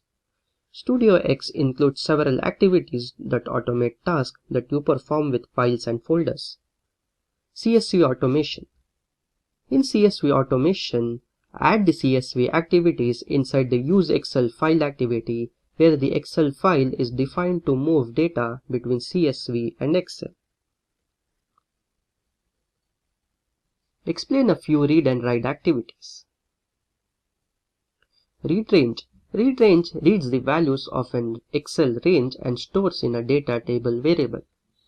Read cell reads the values of an Excel cell and stores in a variable. Read CSV reads all entries from a specified CSV file. Write range writes data from a data table variable to a spreadsheet. Write cell writes a value or formula into a specified spreadsheet cell. Write CSV overwrites a specified data table to a CSV file.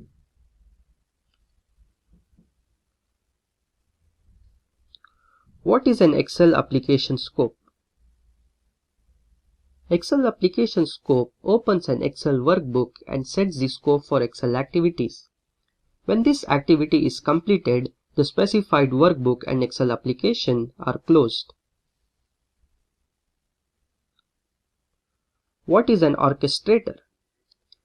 UiPath Orchestrator is a web application that orchestrates the execution of repetitive process. It manages the creation, monitoring, scheduling, and controlling of bots and process. It can manage the entire robot fleet. Name some orchestrator capabilities. Provisioning. Provisioning establishes and maintains the connection between the robots and the web application. Deployment ensures that it delivers the correct package versions to the assigned robots for execution. Configuration looks after the maintenance and delivery of robot environments and process configuration. Queues. Queues ensures that it automatically distributes the workload across robots. Monitoring manages user permissions and keeps track of robot recognition details. Logging. Logs are stored and indexed in an SQL database. Explain process, job, asset, and queue. The process page allows you to build a new process from uploaded packages, managing existing process, and keep all of your process up to date with the latest package version. Jobs. On an UiPath robot, a job represents the execution of procedure. It can start the execution of job in either attended or unattended mode. Queues. A queue is a storage container that can accommodate an infinite number of objects. Multiple types of data, such as invoice, information, or customer data, are stored in queue objects. Other systems such as SAP or Salesforce are used to process this data. Assets.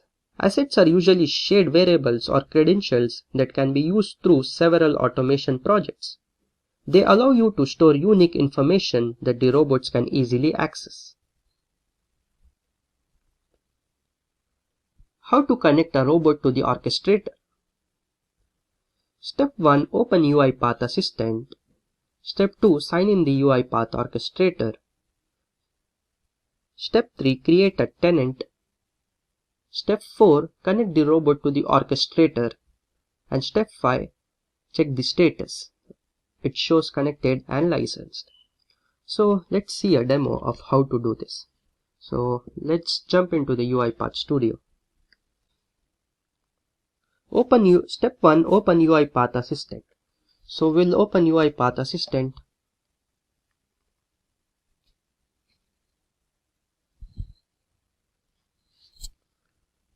After opening UiPath Assistant, log in to the UiPath Orchestrator.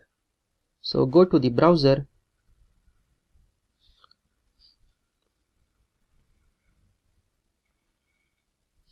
Go to the browser and type platform.uipath.com. This will take to the UiPath website. So sign in. If you're new to this, if you don't have the account, then you can enter all the details and log in. Since I have already created an account, I'll sign in. After logging in the UiPath orchestrator, go to the admin. Here you can create a new tenant. You can add a tenant here and create a new tenant. Since I have already created a tenant named admin. So after creating a tenant, connect the robot to the orchestrator. Go to the UiPath assistant. Go to preferences. Go to preferences. Go to orchestrator settings. Here you can see the status. It is offline. Click on the sign in button.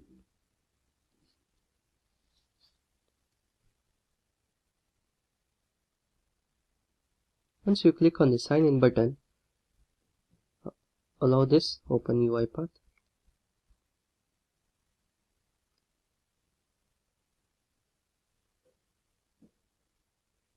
Here you can see it is connecting, and you can see it is connected and licensed. So the UiPath robot is now connected with the orchestrator. What is a tenant context and folder context? In tenant context, to view and control tenant level entities in the orchestrator, pick tenant from the sidebar menu. With only one instance of the orchestrator, multi-tenancy allows isolating data. For the folder context, from the sidebar menu, pick any available folder to view and control the entities within the data folder. So I'll show you. Let's go to the orchestrator. So let's go to the orchestrator.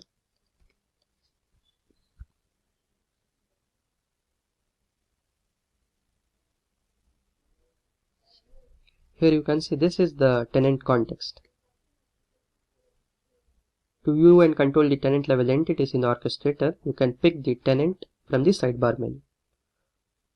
From the sidebar menu, pick any available folder. So these are the folders. Pick any available folder to view and control the entities within that folder. So this is with respect to the folder context. What is an RE framework? The Robotic Enterprise Framework is a state machine based project template. It allows to handle even the most complex business situations. It's designed to incorporate all of the industry's best practices for logging, exception management, application initialization, and other areas. What are the features of RE framework? Settings. During the initialization phase of several processes, some configuration settings and configuration values are frequently read, like URLs to a web application, orchestrator queue names, and default logging messages. Logging. The built-in logging mechanism is another helpful feature of the framework. The majority of the system's workflows use log message activities to output information about what is happening at each execution stage. Business exception. If the issue is with the data or any underlying business requirement, the system skips the transaction and moves on to the next. Such exceptions are known as business exceptions. Application exception.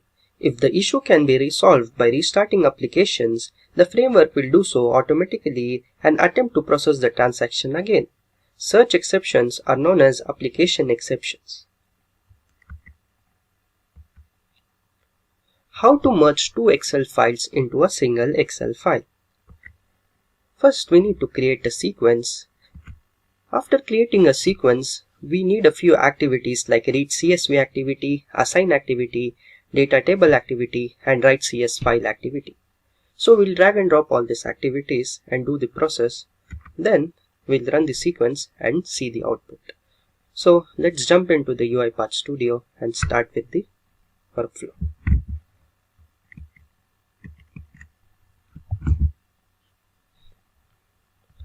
So we are in the UiPath Studio. I have already created a sequence. You can go to new and create a sequence or press Ctrl N.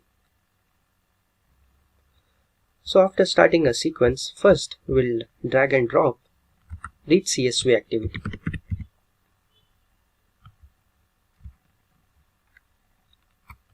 Since we are using two Excel files, so we need two read CSV activity. We'll drag and drop another read CSV activity.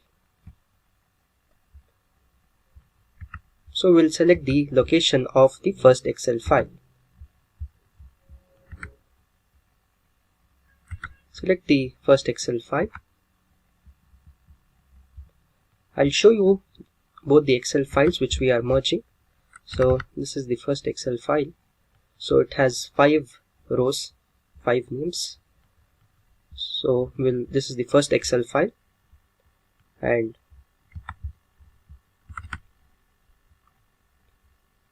this is the second Excel files. This Excel file has 5 different names, and the other Excel file has 5 different rows.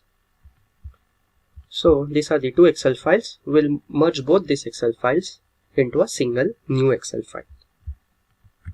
So we'll close these Excel files. So in the first read CSV activity, we have copied the location of the first Excel file.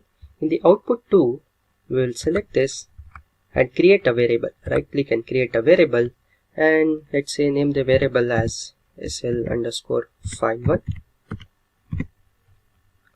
So we have named the variable. Okay, now we'll go to another read CSV file and select the location of the second file. So I have downloaded this sample Excel files from the internet just for the demo. Right click and create a variable. Let's say name this variable as sl_file2.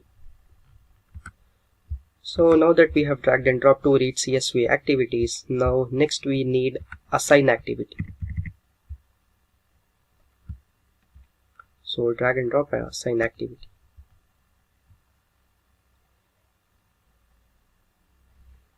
So assign activity has two parameters, as you can see, 2 and enter a VB expression.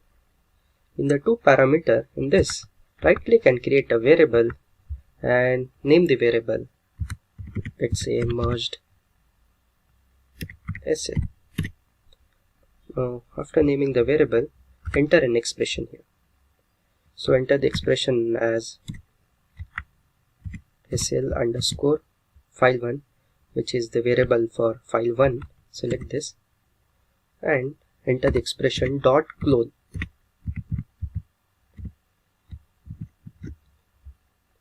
What this clone function does is, the clone function creates a new data table with the same structure but does not copy the data. So we are creating a new Excel file, that is the third file, in which we are merging the data tables of both the Excel file. So the third Excel file which we are creating will have the same structure as the file 1. So this clone function creates a third Excel file with the same structure as the file 1. So it's showing an error. So select this assign. Let's go to variables. Here you can see variable type string. Change it to system.data.data table. And here you go, the error is gone. Okay, so now we have dragged and dropped assign activity. The next activity which we need is merge data table activity. Let's search for merge data table activity. Drag and drop merge data table activity. We need two merge data table activities since we have two Excel files. Select the first merge data table activity, go to the destination and enter the destination, which is the variable which we created in the assign activity, the merged SL. So enter this and enter the source file, that is the variable which we created in file 1, that is sl_file1. Similarly, go to merge data table and enter the same destination, but here the source will be the second file.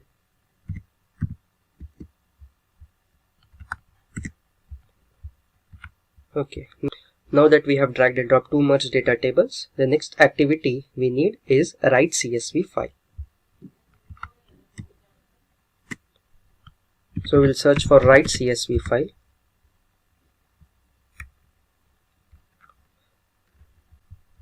After dragging and dropping write CSV activity, go to file path and create a file. Create a file, say we'll name it as file 3. Save the file. Now that we have created the file, we'll write from the data table. That is, we need to copy the merged data table. So we'll enter.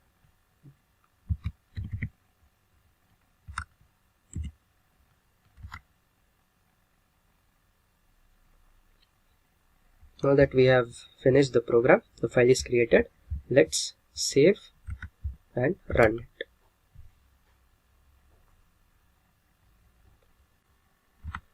Process execution has started and ended. So let's go to the file. So this is the file which we created.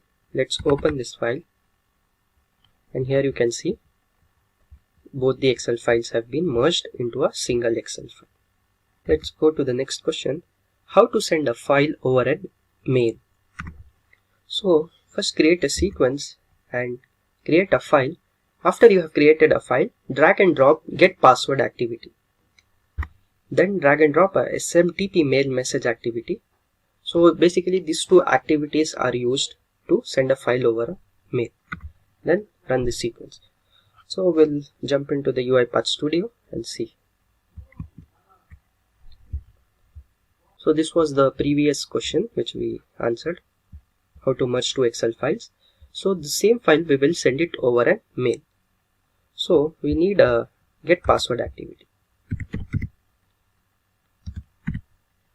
So we'll drag and drop a get password activity. So if you go to the properties section, enter the password. To whichever mail you are sending this file, enter the password of that mail ID.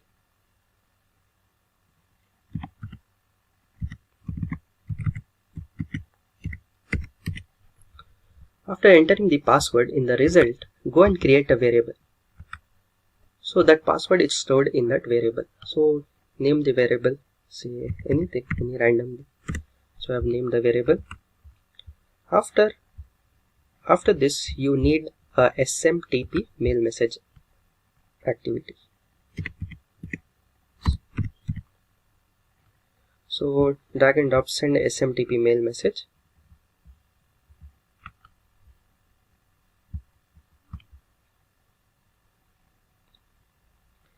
In SMTP mail message, under the properties pane, under the host, enter the port value or the port number, which is 587.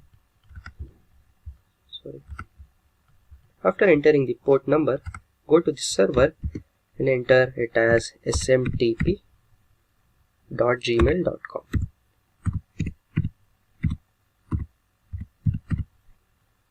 Okay.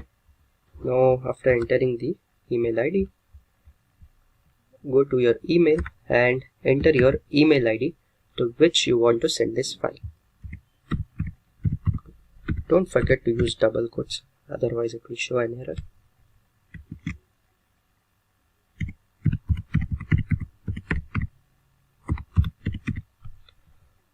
Enter the password. So we had stored the password in a variable, say SSS. So we'll write that. So after that, enter the email ID here under the to option.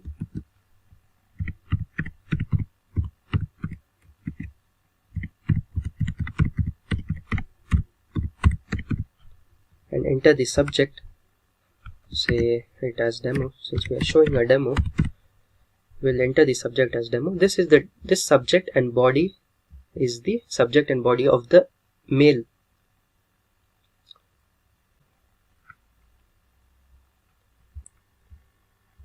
Now let's attach the file which we have created. copy the file location. So we'll go to the file and copy this file location.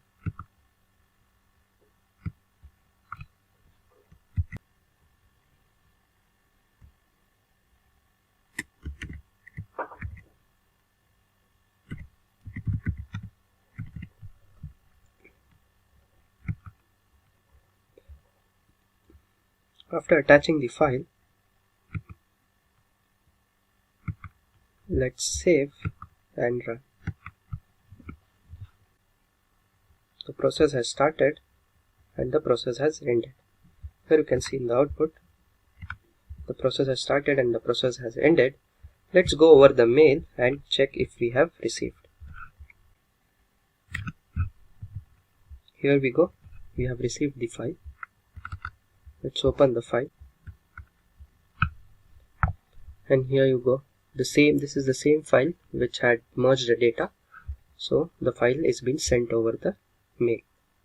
One thing you have to keep in mind, when you use the get password activity, go to your Google account. In the security section, go to this secure app access and turn it on. You have to turn it on to receive the file over a mail. Explain the different states and transitions in RE framework. There are 4 key states in RE framework. The first state is initial state. This is the point at which the procedure begins. It's an event where the process initializes the settings and runs application tests to ensure that all of the prerequisites for the process start are met. Next, we have get transaction state. This state retrieves the next transaction object. This can be a queue item or a collection item.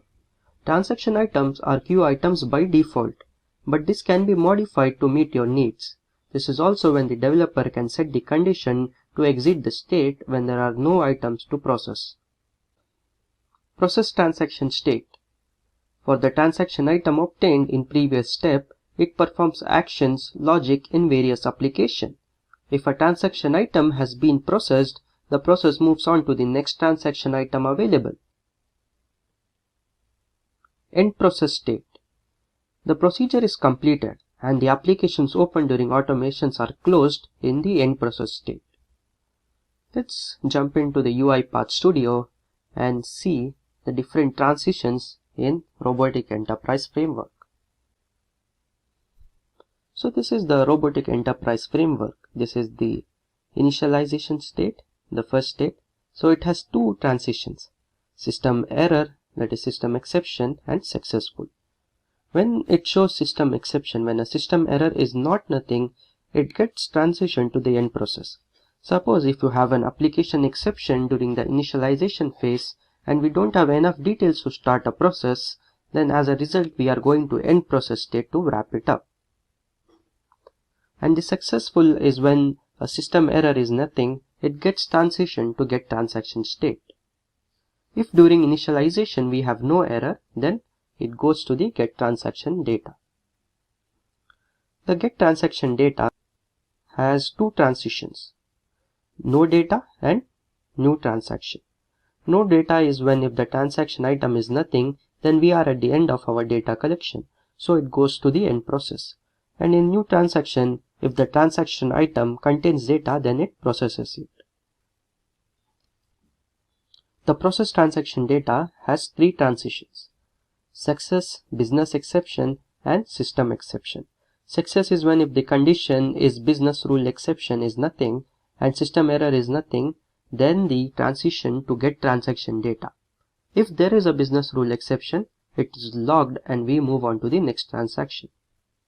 And rule exception is if the business rule exception is not nothing, then it gets transaction to the get transaction data. And the end process does not have any transition since the end process is the final state, so there are no transitions. What is a G-Suite activity? The UiPath G-Suite activity package helps in the automation of Google Workspace applications such as Google Calendar, Google Drive, Google Sheets, Gmail, Google Docs. You can create and modify Google Calendar events, manage Google Drive files, read and send Gmail messages, and create new Google Sheets, spreadsheets, and Google Documents with the Google G Suite activity package. What are selectors and wildcards in UiPath? Wildcards are the symbols that enable you to replace zero or multiple characters in a string. This can be quite useful when dealing with dynamically changing attributes in a selector. Selectors. UiPath Studio uses what we call selectors. These store the attributes of graphical user interface element and its parents in the shape of an XML fragment. The selector aids in the automatic generation of the selection by utilizing wildcards. What is a machine? Explain standard machine and machine template. The machine page allows you to provision and manages machines to use them to register robots with Orchestrator. It displays the types of machine that we currently in use. It enables you to design your machine whether standard or template. Standard machine. It should be used when the name of the machine on which you want to define robots is the same every time you connect to it. You define the machine once and then you can connect to as many robots as you want from the robots page. Machine template. It should be used whenever the name of the machine on which you want to define robot changes. You represent this entity once and then you use a unique active directory username to connect to any number of attended floating robots. Explain delay, do, if, and switch activities in UiPath.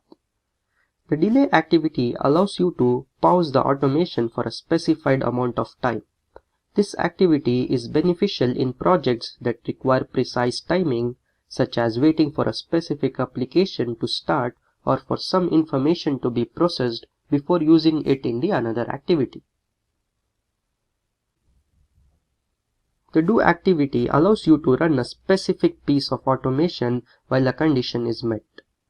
The project exits the loop when the specified condition is no longer completed.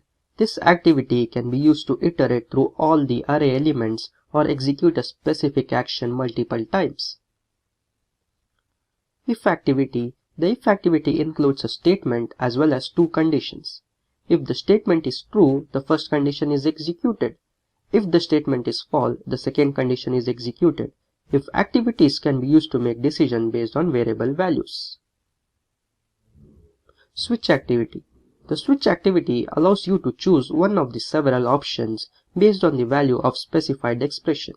The switch activity uses an integer argument by default, but you can change it in the properties panel under the type argument list. The switch activity can be used to categorize data based on predefined number of cases. How to create chart in Excel.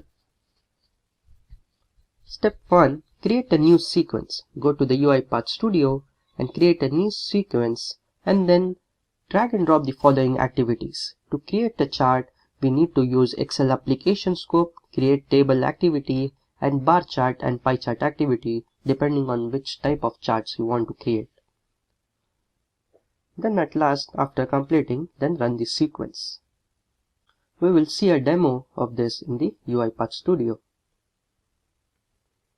How to upload a file on Drive. So create a new sequence and drag and drop a G Suite application. Then inside G Suite application, drag and drop upload file activity, fill in the details, and finally run the suite. Let's go and see a demo to how to create charts in Excel file and how to upload a file on the drive. So let's jump into the UiPath Studio. This is the Excel file which I have created.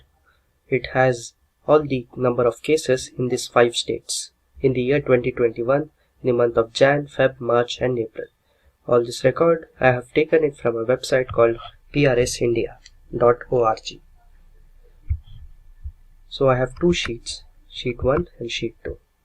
So let's jump into the UiPath Studio. To start off with the demo, we need to have the 3 packages installed. One is the UiPath Excel Activities package. The other one is UiPath gsuite.activities. This package is used for Drive, to upload on the drive. Then the other package is Balareva Excel Activities. This package is used for bar graph and pie chart. So after installing these 3 packages, we'll get started. So let's create a new sequence. Name it as sequence 2. So first we'll drag and drop an Excel application scope. So Excel application scope, what it does is it opens an Excel workbook and sets the scope for Excel activities. When this activity is completed, the specified workbook and the Excel application are closed. When the workbook application variable is specified in the output workbook activities field, the spreadsheet is not closed. After this, drag and drop a create table activity.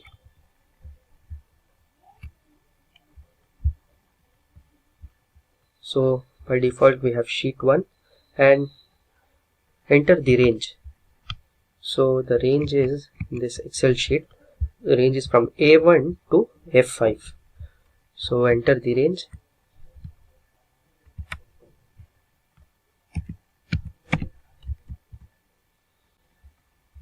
For this we need to enter the file path. So we'll select the file. So we have selected the file. We have entered the table name, say number of cases. So once this much is done, next we'll drag and drop a bar chart. Drop it outside the Excel application scope and select the file path. So select the file. So select the file, select this cell range, that is the same range what we had entered earlier, A1 to F5.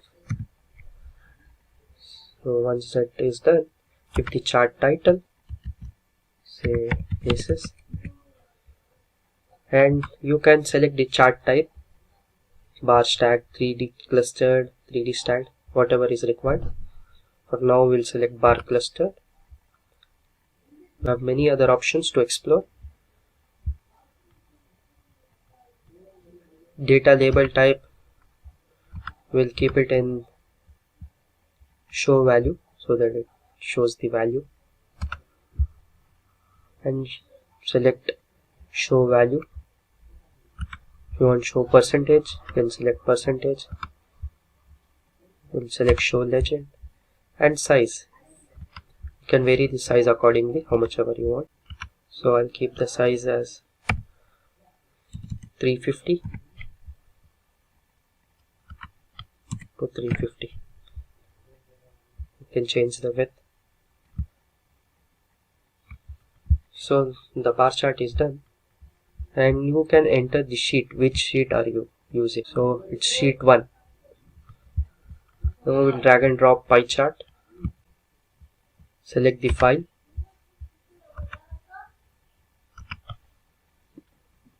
Similarly, enter the options here.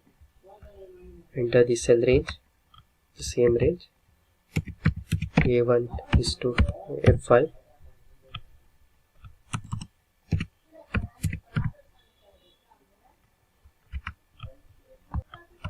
Show percent will show value. Show legend. Select show value.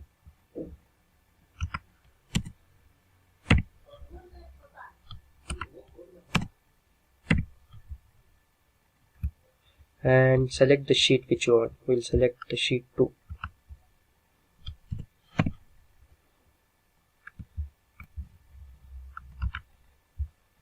So done. So we have completed till here. Next we need to upload this on the Google Drive. So we'll select this option, upload file. Select the file.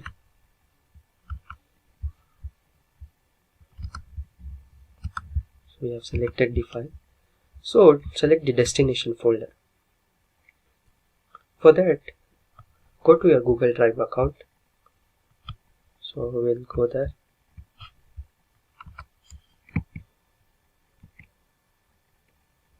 So in my drive, I have created a folder called Excel Automation. So I'll copy this URL till here, not the entire. Copy this and go to your UiPath Studio and paste it in the destination folder with the double quotes.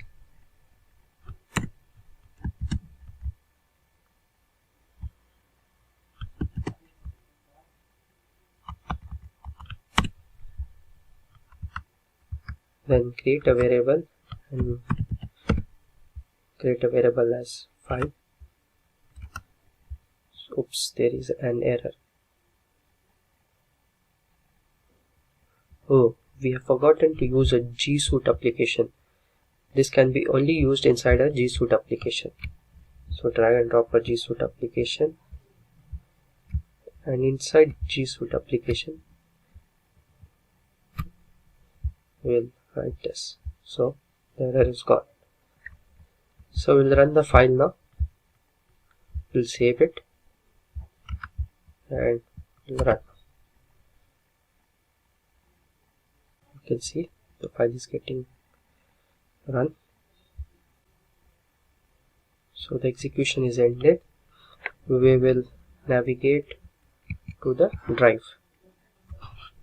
So here you can see the file is successfully uploaded. We'll open the file.